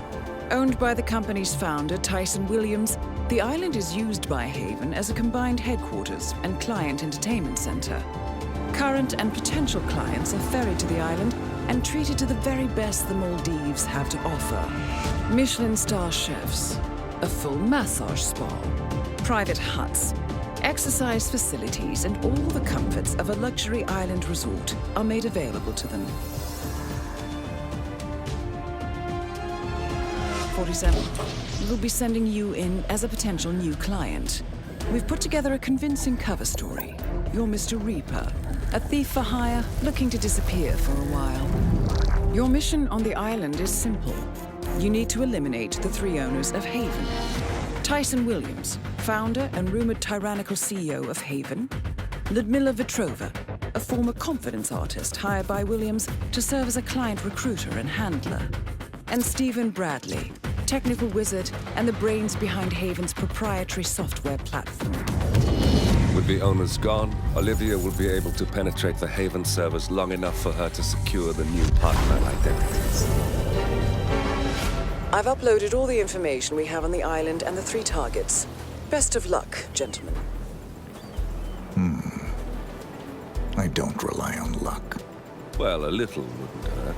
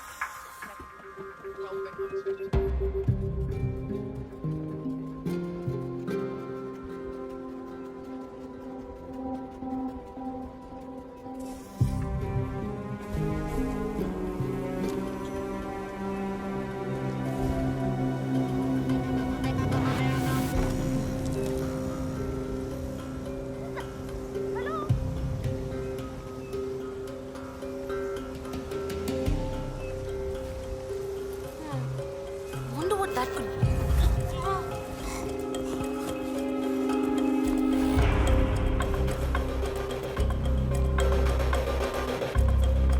She's not even staying at the villa anymore.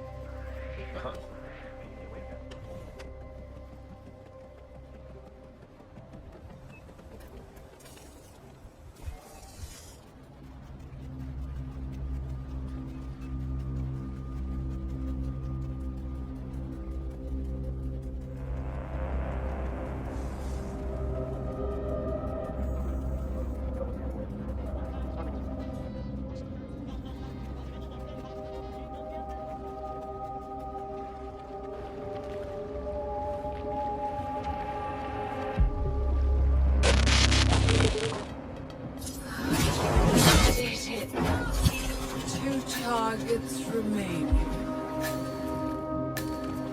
Good work, 47. Ludmila Vetrova has been permanently retired. That is Ludmila Vetrova, English-born former confidence artist of Russian descent and current client handler for Haven. Careful with this 147.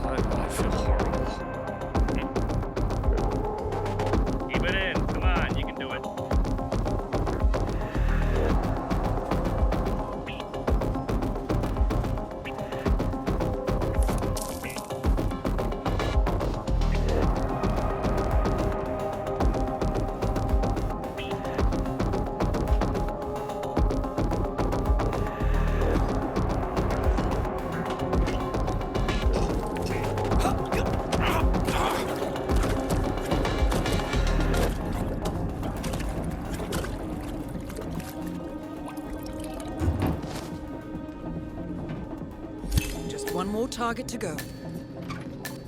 So, that's Stephen Bradley taken care of. Hold on.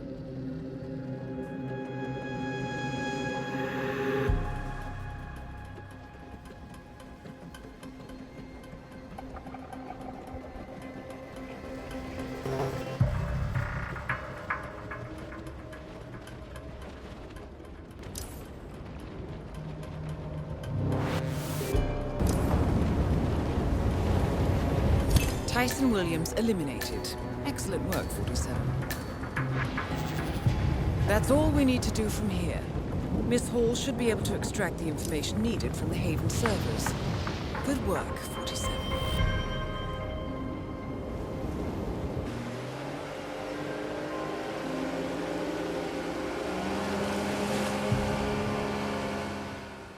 Look closer. In the shadows. Behind the everyday world. beyond the headlines and the seats of power. A hidden hand.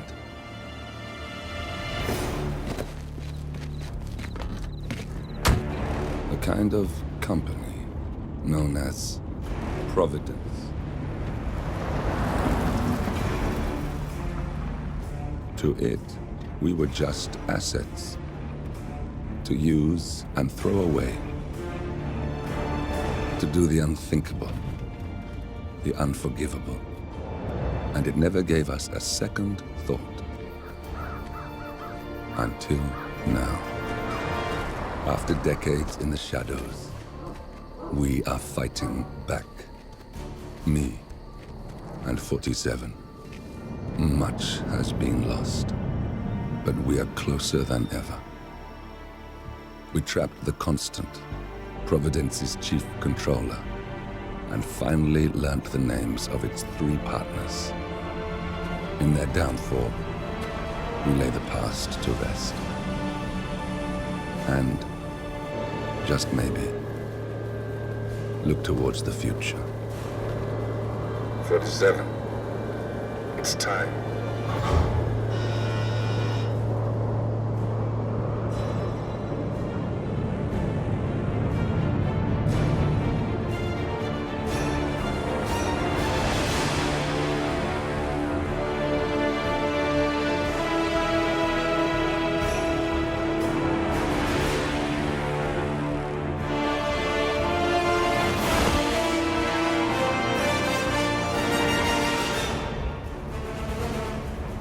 Partners are down there.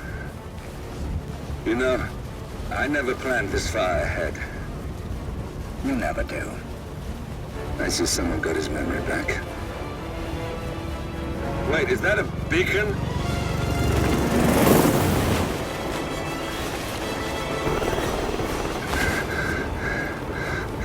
What the hell? Base. Alexa Carlisle's helicopter just took off. Confirm target locations, over. Diana, what's the status? Right.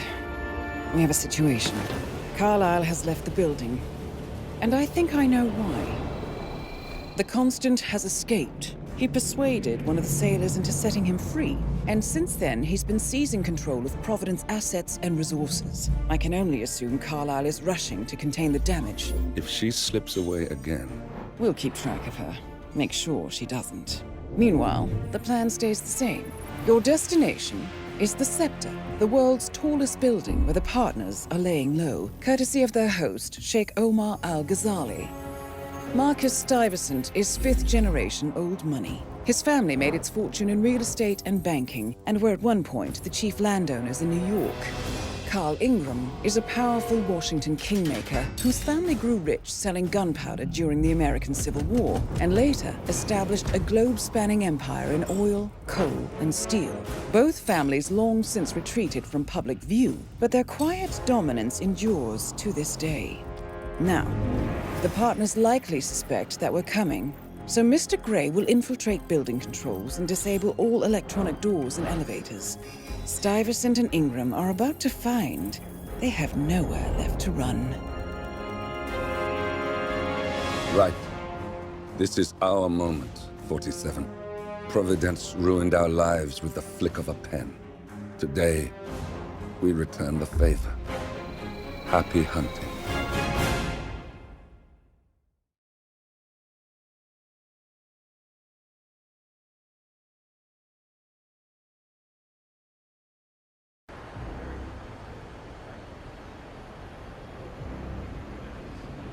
Welcome.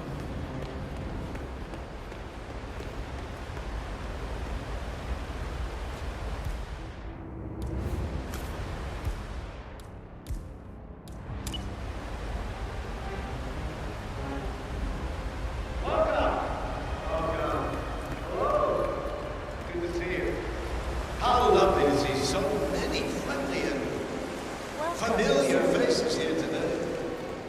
Now, this has been a dream of mine for a great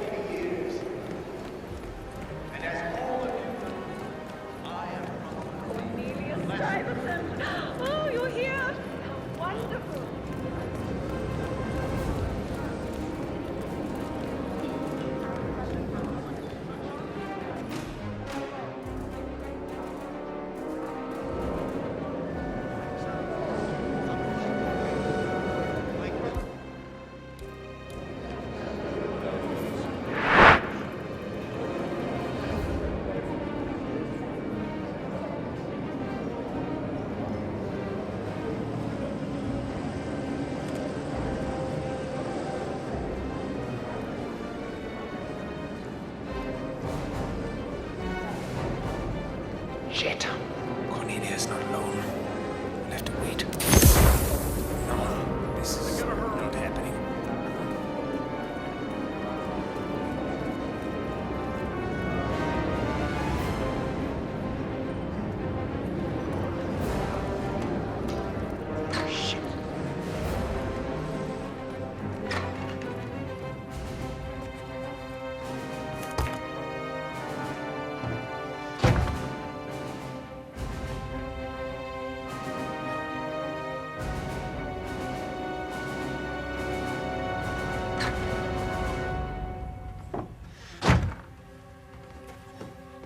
Please don't. Oh!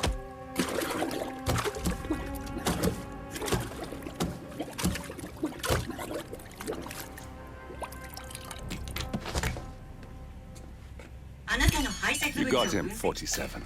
Marcus Stuyvesant won't be a problem anymore. Let's move on to Carl Ingram. We're not done yet. Okay.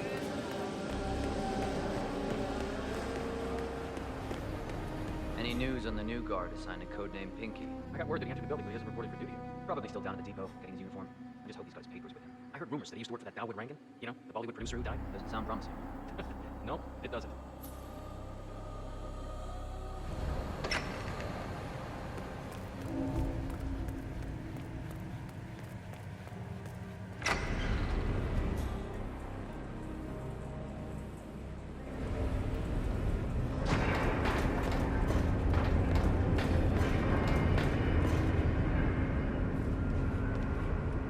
Hello? Yeah, just wanted to remind you about the lockdown. That's right, I know now.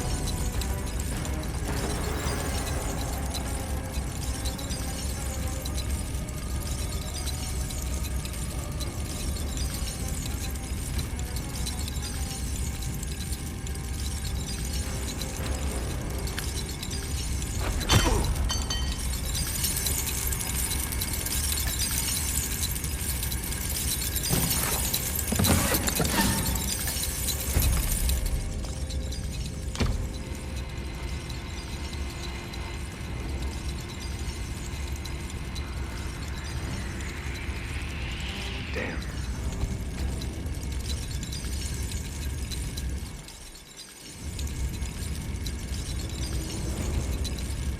What?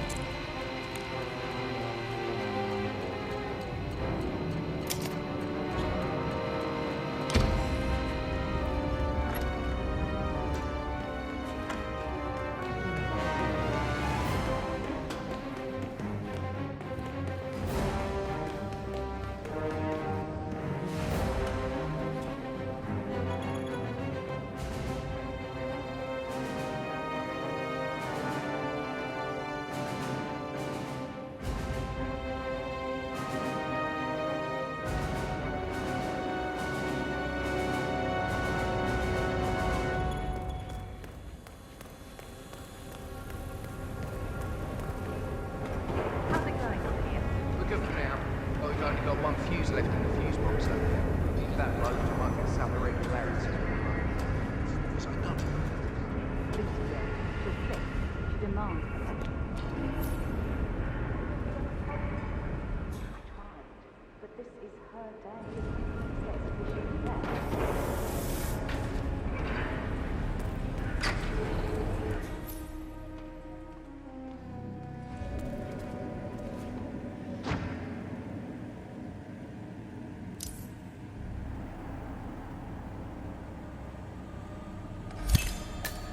We got him, 47. Soon there will be no more Providence. You need to find an exit. Our business is done here, but it's far from over.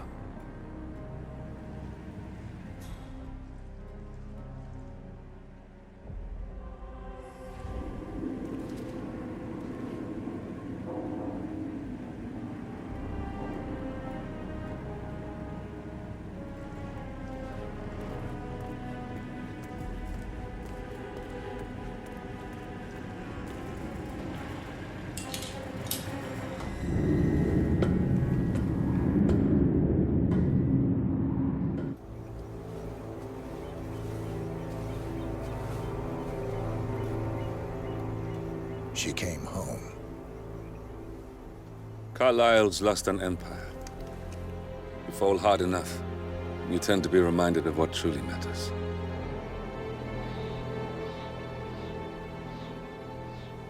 So, the end of the line.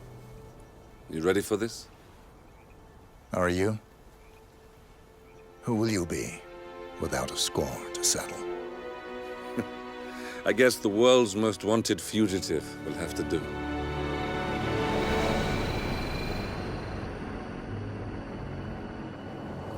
Alexa Carlyle is dead. According to the funeral invitation, that is. So naturally, it caused quite a stir when the late matriarch turned up at the breakfast table, alive and kicking. Carlyle, wisely sensing that her number is up, has emerged from exile to tie up loose ends and secure the Carlyle legacy. She may be a monster, but you have to admire her due diligence. Carlyle descends from an ancient line of warrior aristocrats. Her great-grandfather made a killing in the Second Opium War and established an empire in shipping, railroads, and newspaper publishing. While largely unknown to the public, the family still asserts its quiet dominance over global transport and logistics, media, and technology. Most senior of the partners, Alexa Carlyle, is cold as ice, tough as nails, and sharp as a razor. Incidentally, it was her late father who first brought the three families together after the end of World War II at this very house, meaning that this gentleman is the birthplace of Providence. It began here, and it ends here. Talk about poetic. One more thing. According to our intel, Carlyle keeps a case file on the Constant. Information that may be helpful in his recapture, so don't leave the estate without it. Right.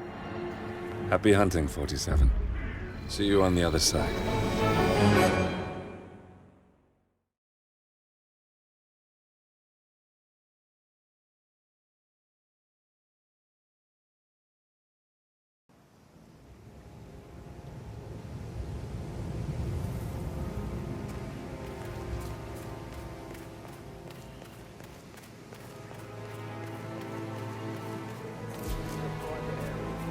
Phineas Whitmer, private investigator. I have an appointment with Madame Carlyle. Please wait.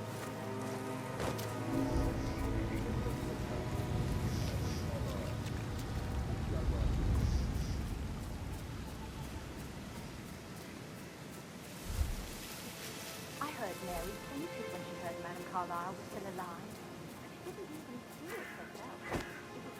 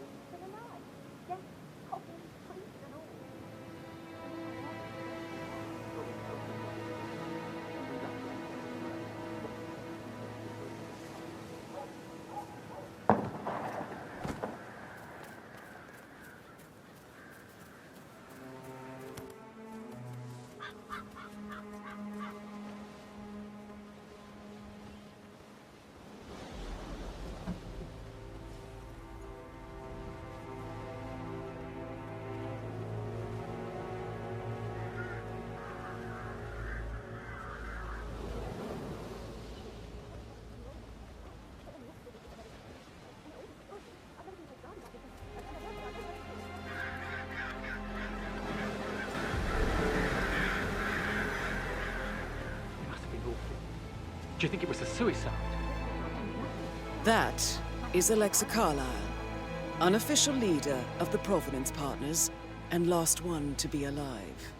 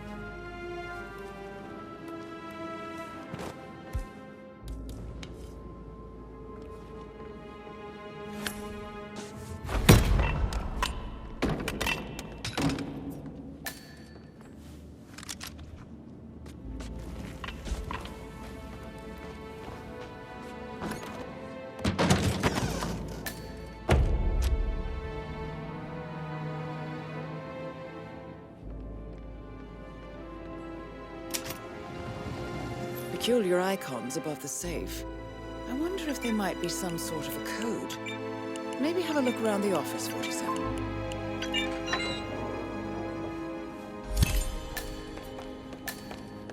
Good work, 47. That's the file on Arthur Edwards secured. Time to take care of Madame Carlyle. A safe in Madame Carlyle's office. I bet that's where she keeps the file on Arthur Edwards.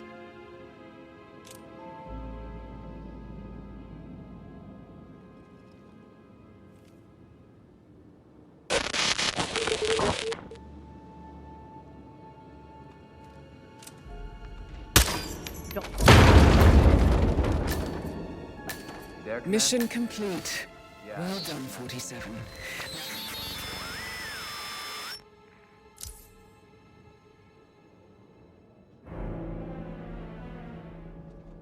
HQ Delta 49er. We're on top of things at this stand, but you should send more guys if the situation escalates. Over.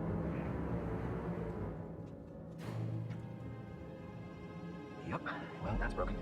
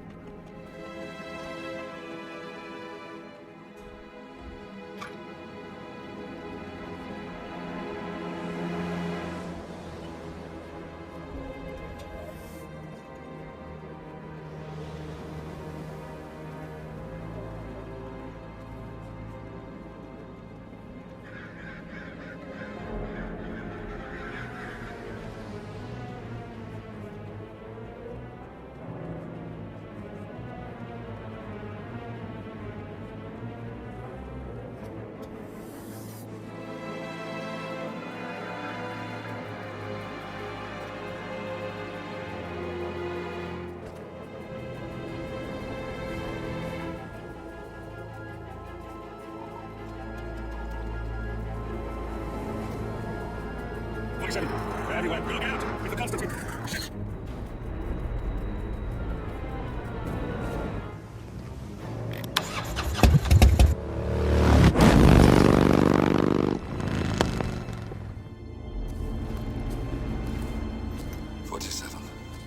Don't respond, just listen. Diana can't help you now. You need to find Olivia. She will know what to do. I wish there had been more time.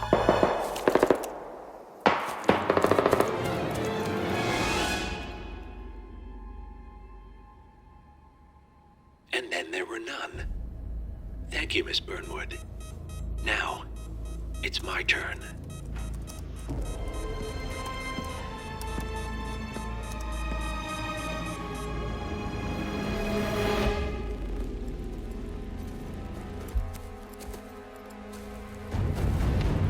Stay down.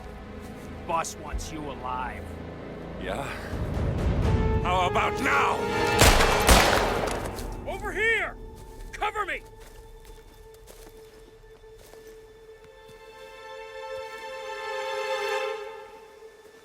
Walk away! Or what? You gonna take us all on? Don't. Tell the Constant to start running!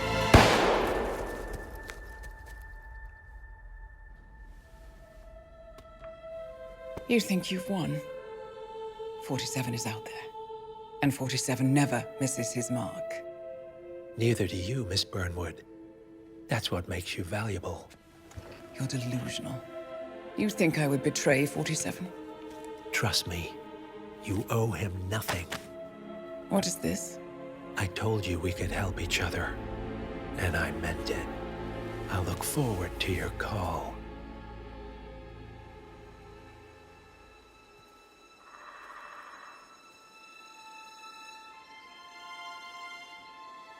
Gray is gone. Go to Berlin and stay out of sight.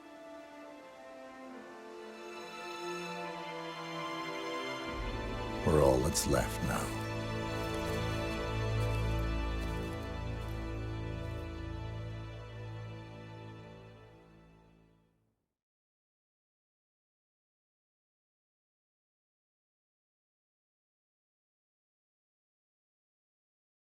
Just you? Not here? Oh. Can I get in?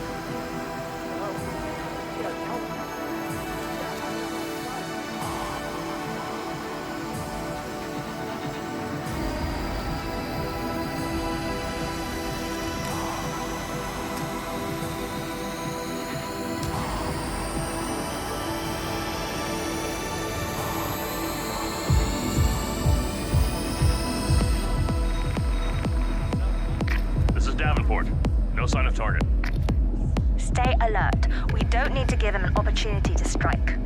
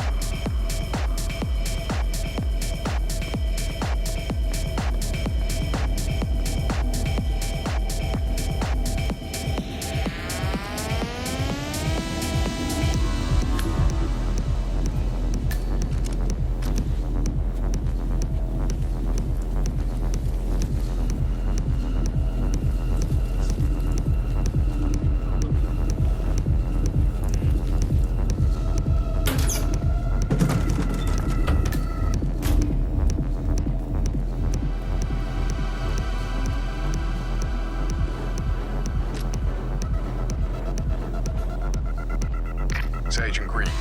Haven't seen hide nor hair of him. If he's here, he's been well out of my path. Stop talking. Focus on finding him.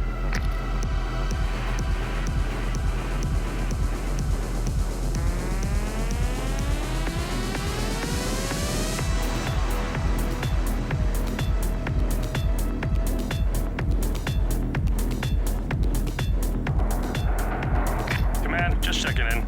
I got zilch to report. Report received.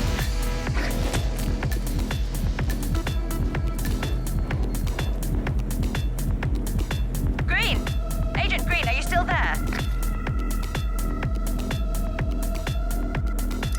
Oh, no. We're down a man. Stay focused. He's not playing.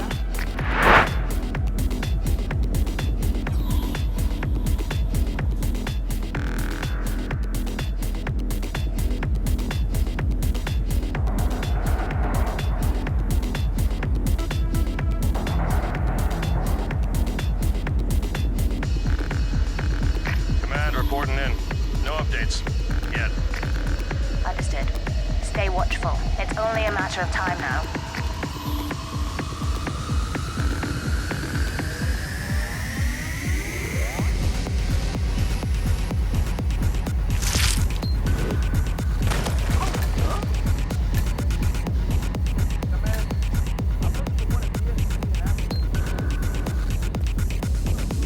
Davenport, come in. Agent Davenport, are you there?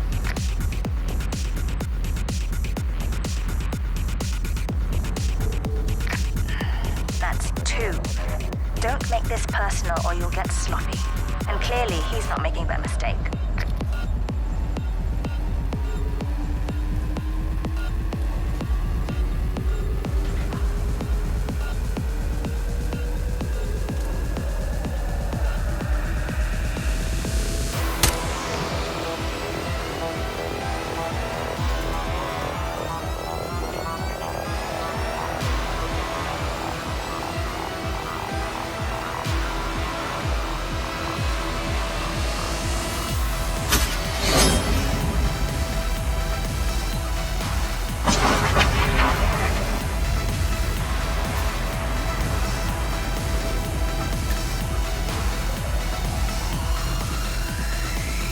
Agent Thames, report. Are you there?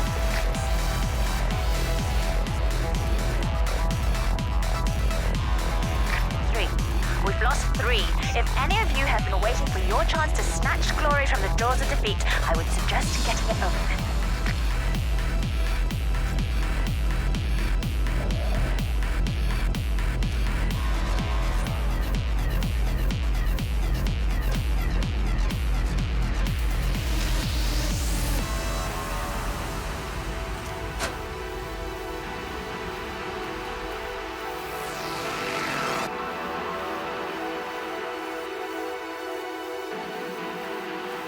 Focus one step ahead. Does it make sense? This channel is... Don't take any chances. Breathe him out.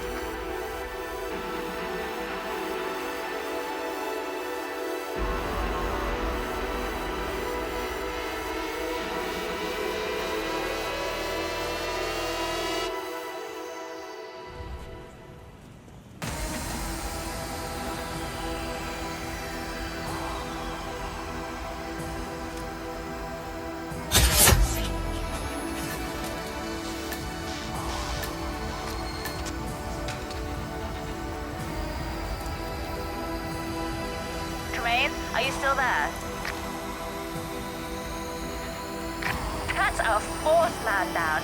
My god, this is an embarrassment. How do you expect to look each other in the eyes after this? Shit, we need to man up.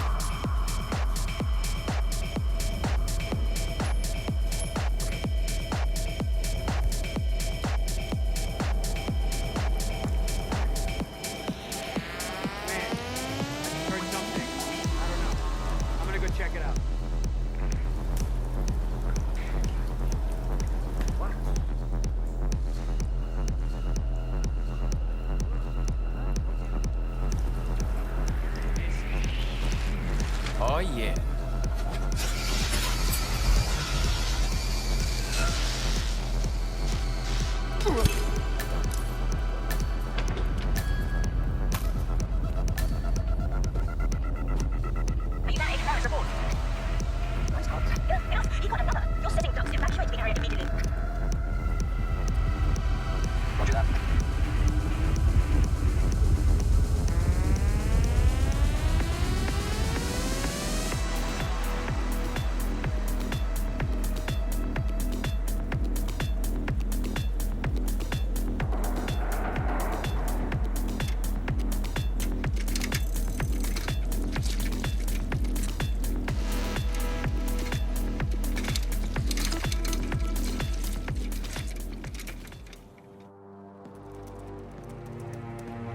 Look closer. I'm telling you, the file is trash. The Constant doesn't so much burn his bridges as blow them up. Arthur Edwards, whoever he was, don't exist anymore. His personal data somehow deletes itself from any system that records him, way beyond advanced. The partners spared no expense to make sure their controller would be untraceable. How untraceable? Look, I did what you asked, but Gray's gone and I'm no Diana. I'm not who you need right now. You gotta be kidding me. ICA? I used every encryption known to man. Who are these guys? The best. It's only a matter of time before they get lucky. We need to take them down. You and which army? I know where the agency stores its files, mission reports, client data. If we leak it to the public... You want to whistleblow the ICA? It's the path of least resistance. Turns out, you are who I need right now, Olivia. I do this, and I'm out. So, what are we breaking into? Data facility in Chongqing, China. Run by a man called Hush. Of course. The ICA site in Chongqing houses the agency's data storage and analyst division. Needless to say, security is daunting. The state-of-the-art server vault is biometrically wired to the facility's two overseers: Imogen Royce, behavioral analysis pioneer, and Hush, a data security guru with a taste for fringe transhuman experimentation. Tell me about Hush. A former cyber terrorist for the Ministry of State Security in Kedanyang, who fled his country after one of the Po regime's periodic purges. He made a career doing cybersecurity for dark web deplorables, human traffickers, organ harvesters, scum like him, with no code or conscience. ICA sure can pick him. No offense. Can you disable security? A dual authentication protocol ensures that any handling of data must be directly authorized by Hush and Royce. The proverbial human factor device to make the system impenetrable. Luckily, I found a loophole. If both overseers should unexpectedly die within a short space of time, the system reverts to a temporary fail-safe protocol, which I can bypass. Take them off the board, and you'll have free access to the data core, and I'll handle the rest. And you're sure it'll work? Look, I know Hush. If I'm wrong, we won't live long enough to regret it. All right. I will leave you to prepare.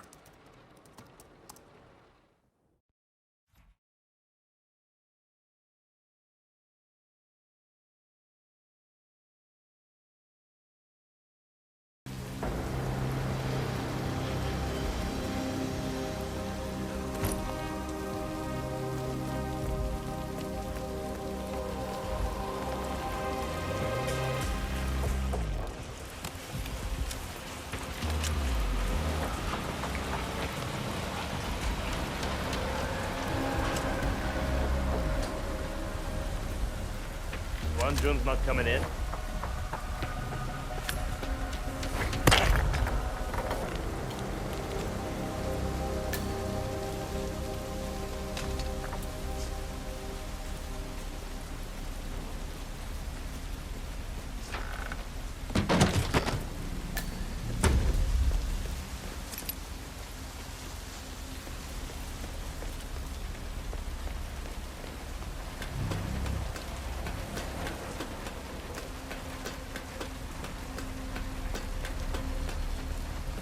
That thing looks like a crashed drone. I bet it's connected to the facility. Why don't you scan it, and I'll see what I can find out.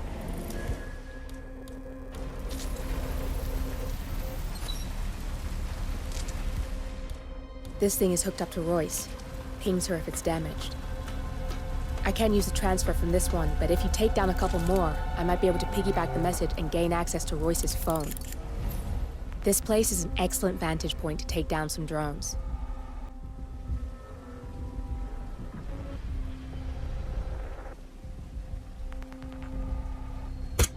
I'm in. I just need to lock down the random sequence. Give me a second. Damn, I only had it. I need to shoot more drones, and I'll lock the link.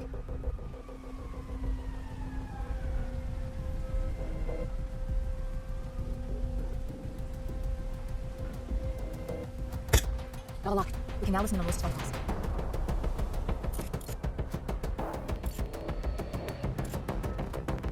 Nice shot. Keep it up and maybe Royce will make an appearance.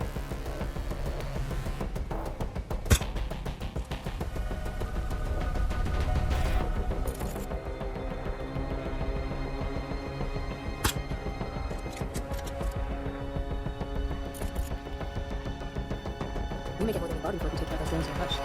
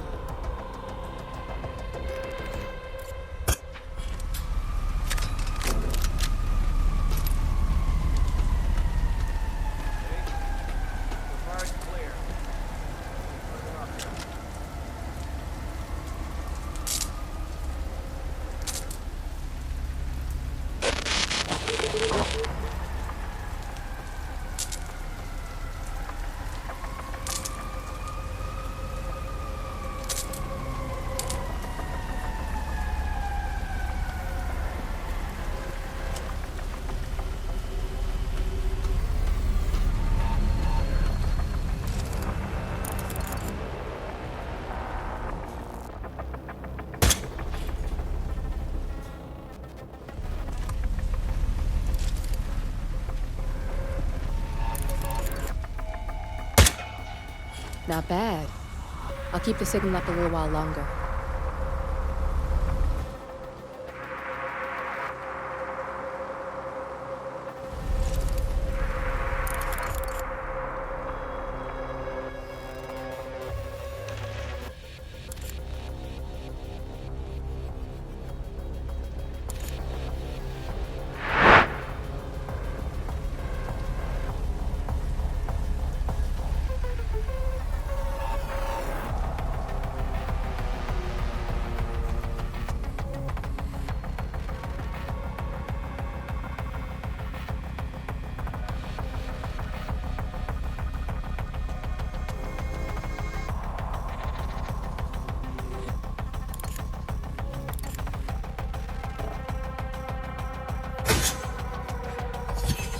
Both targets in one go. You are good. My turn. Just give me a second, and I'm in.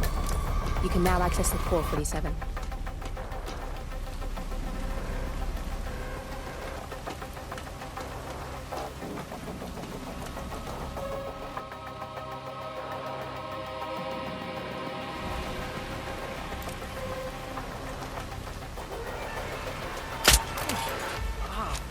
I gotta hurl.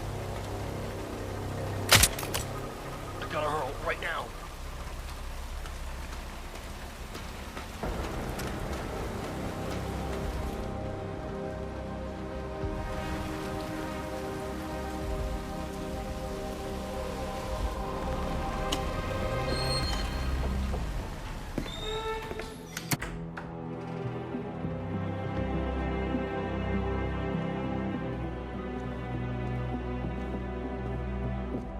I found something.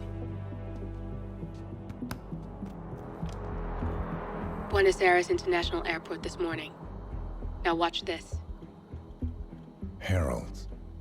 Trail ends at the airport, but turns out that a top Providence operative owns a vineyard in the area. Don Yates, of infamous New York law firm Morgan, Yates & Cohn. And get this, it's hosting his retirement party today. She's infiltrated them. She's sending a message. She needs my help. Could have fooled me. You don't know her. Anyway, if you're going after her, you'll need to deal with the Herald. Her name's Tamara Vidal, former CIA asset and political firebrand. She's a master of surveillance and the Constant's most trusted aide. She'll have eyes everywhere. You won't get far as long as she's in the game. Why are you telling me this?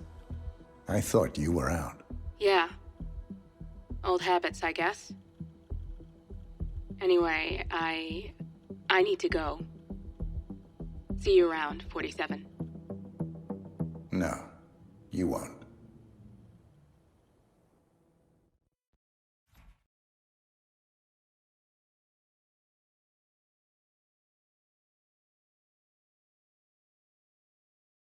She's been living alone here for, what, 6 years?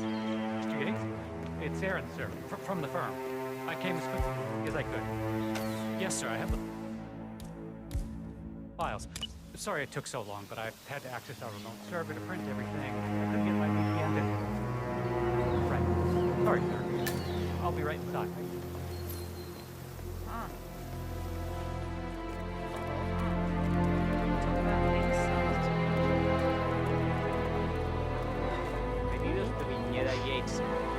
May I see your invitation, please?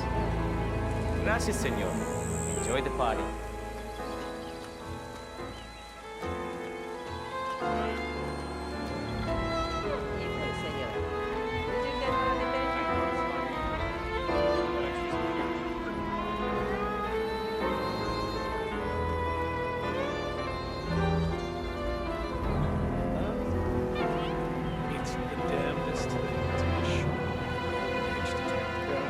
First, an old money aristocrat dies who just happens to control half the world.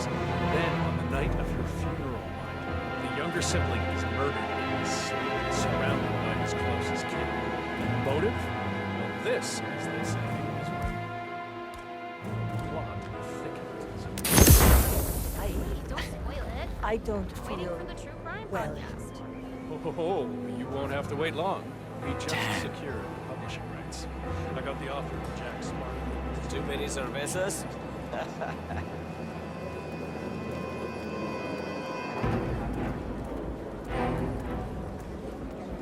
Huh? Okay.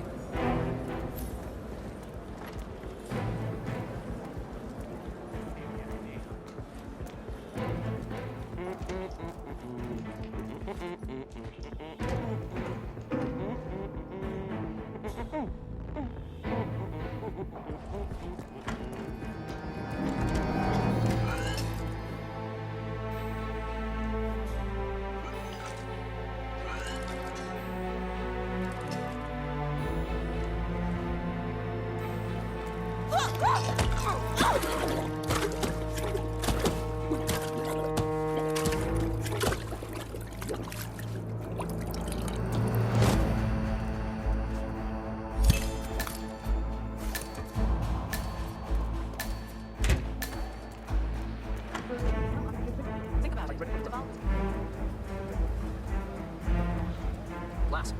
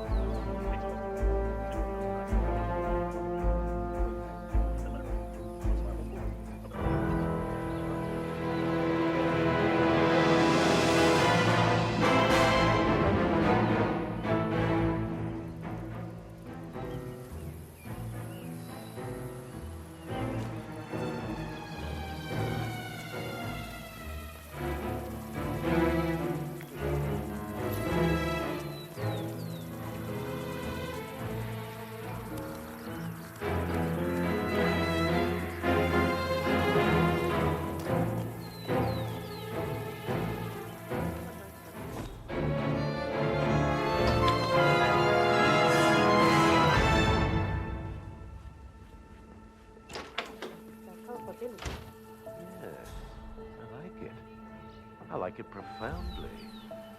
I will get right to work on my closing.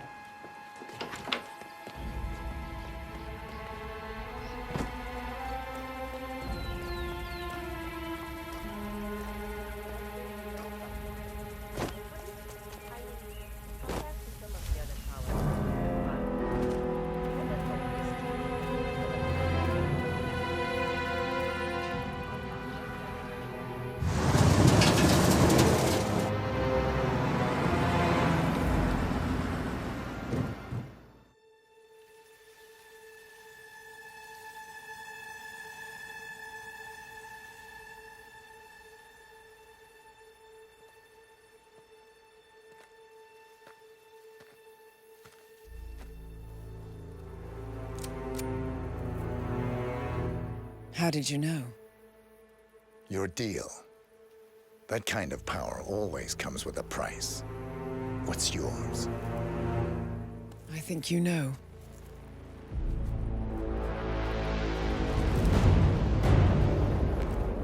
I am sorry. This is a necessary evil. What have you done? Ether brand neurotoxin transfers by touch. See, Edwards learns by his mistakes, 47. And as you've clearly demonstrated, brute force is futile. It had to be me. It was the only way. To get this close. My family. I know what you did. After all these years, I finally know. I am sorry. You didn't have a choice. I did. Providence used you, but I'm no better. All I saw was a blank slate, a weapon to wield. I told myself it was what you needed, but people aren't meant to be controlled. This is a kindness. Goodbye, Agent.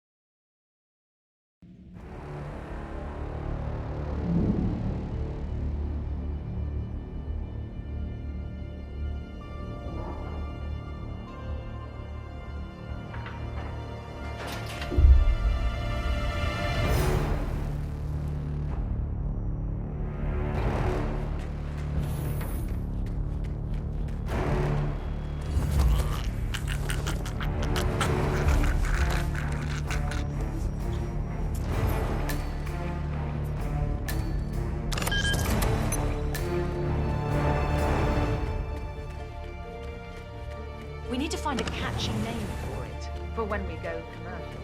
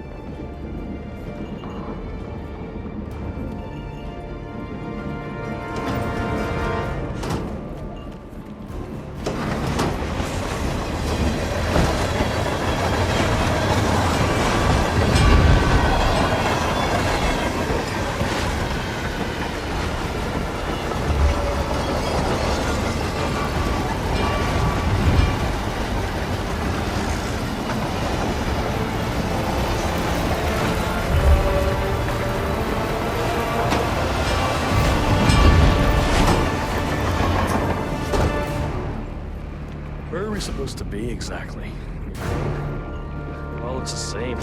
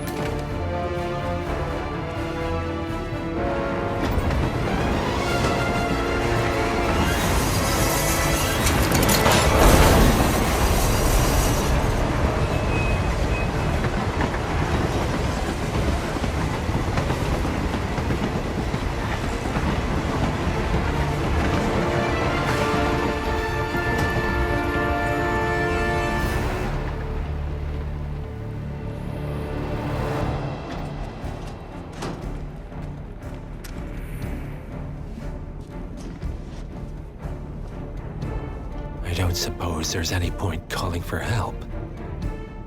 No. Seems I brought this on myself. Well played, Miss Burnwood. Do you really think she'll be able to resist all that power? This is not how people work. She rejects the power, not the responsibility. A noble idea. But please join me in the real world. I trust you already know what this is. Why not simply take it? Embrace who you were always meant to be. No, never again. Well, I had to try. Go on then. Do your thing. At least I die knowing who I am.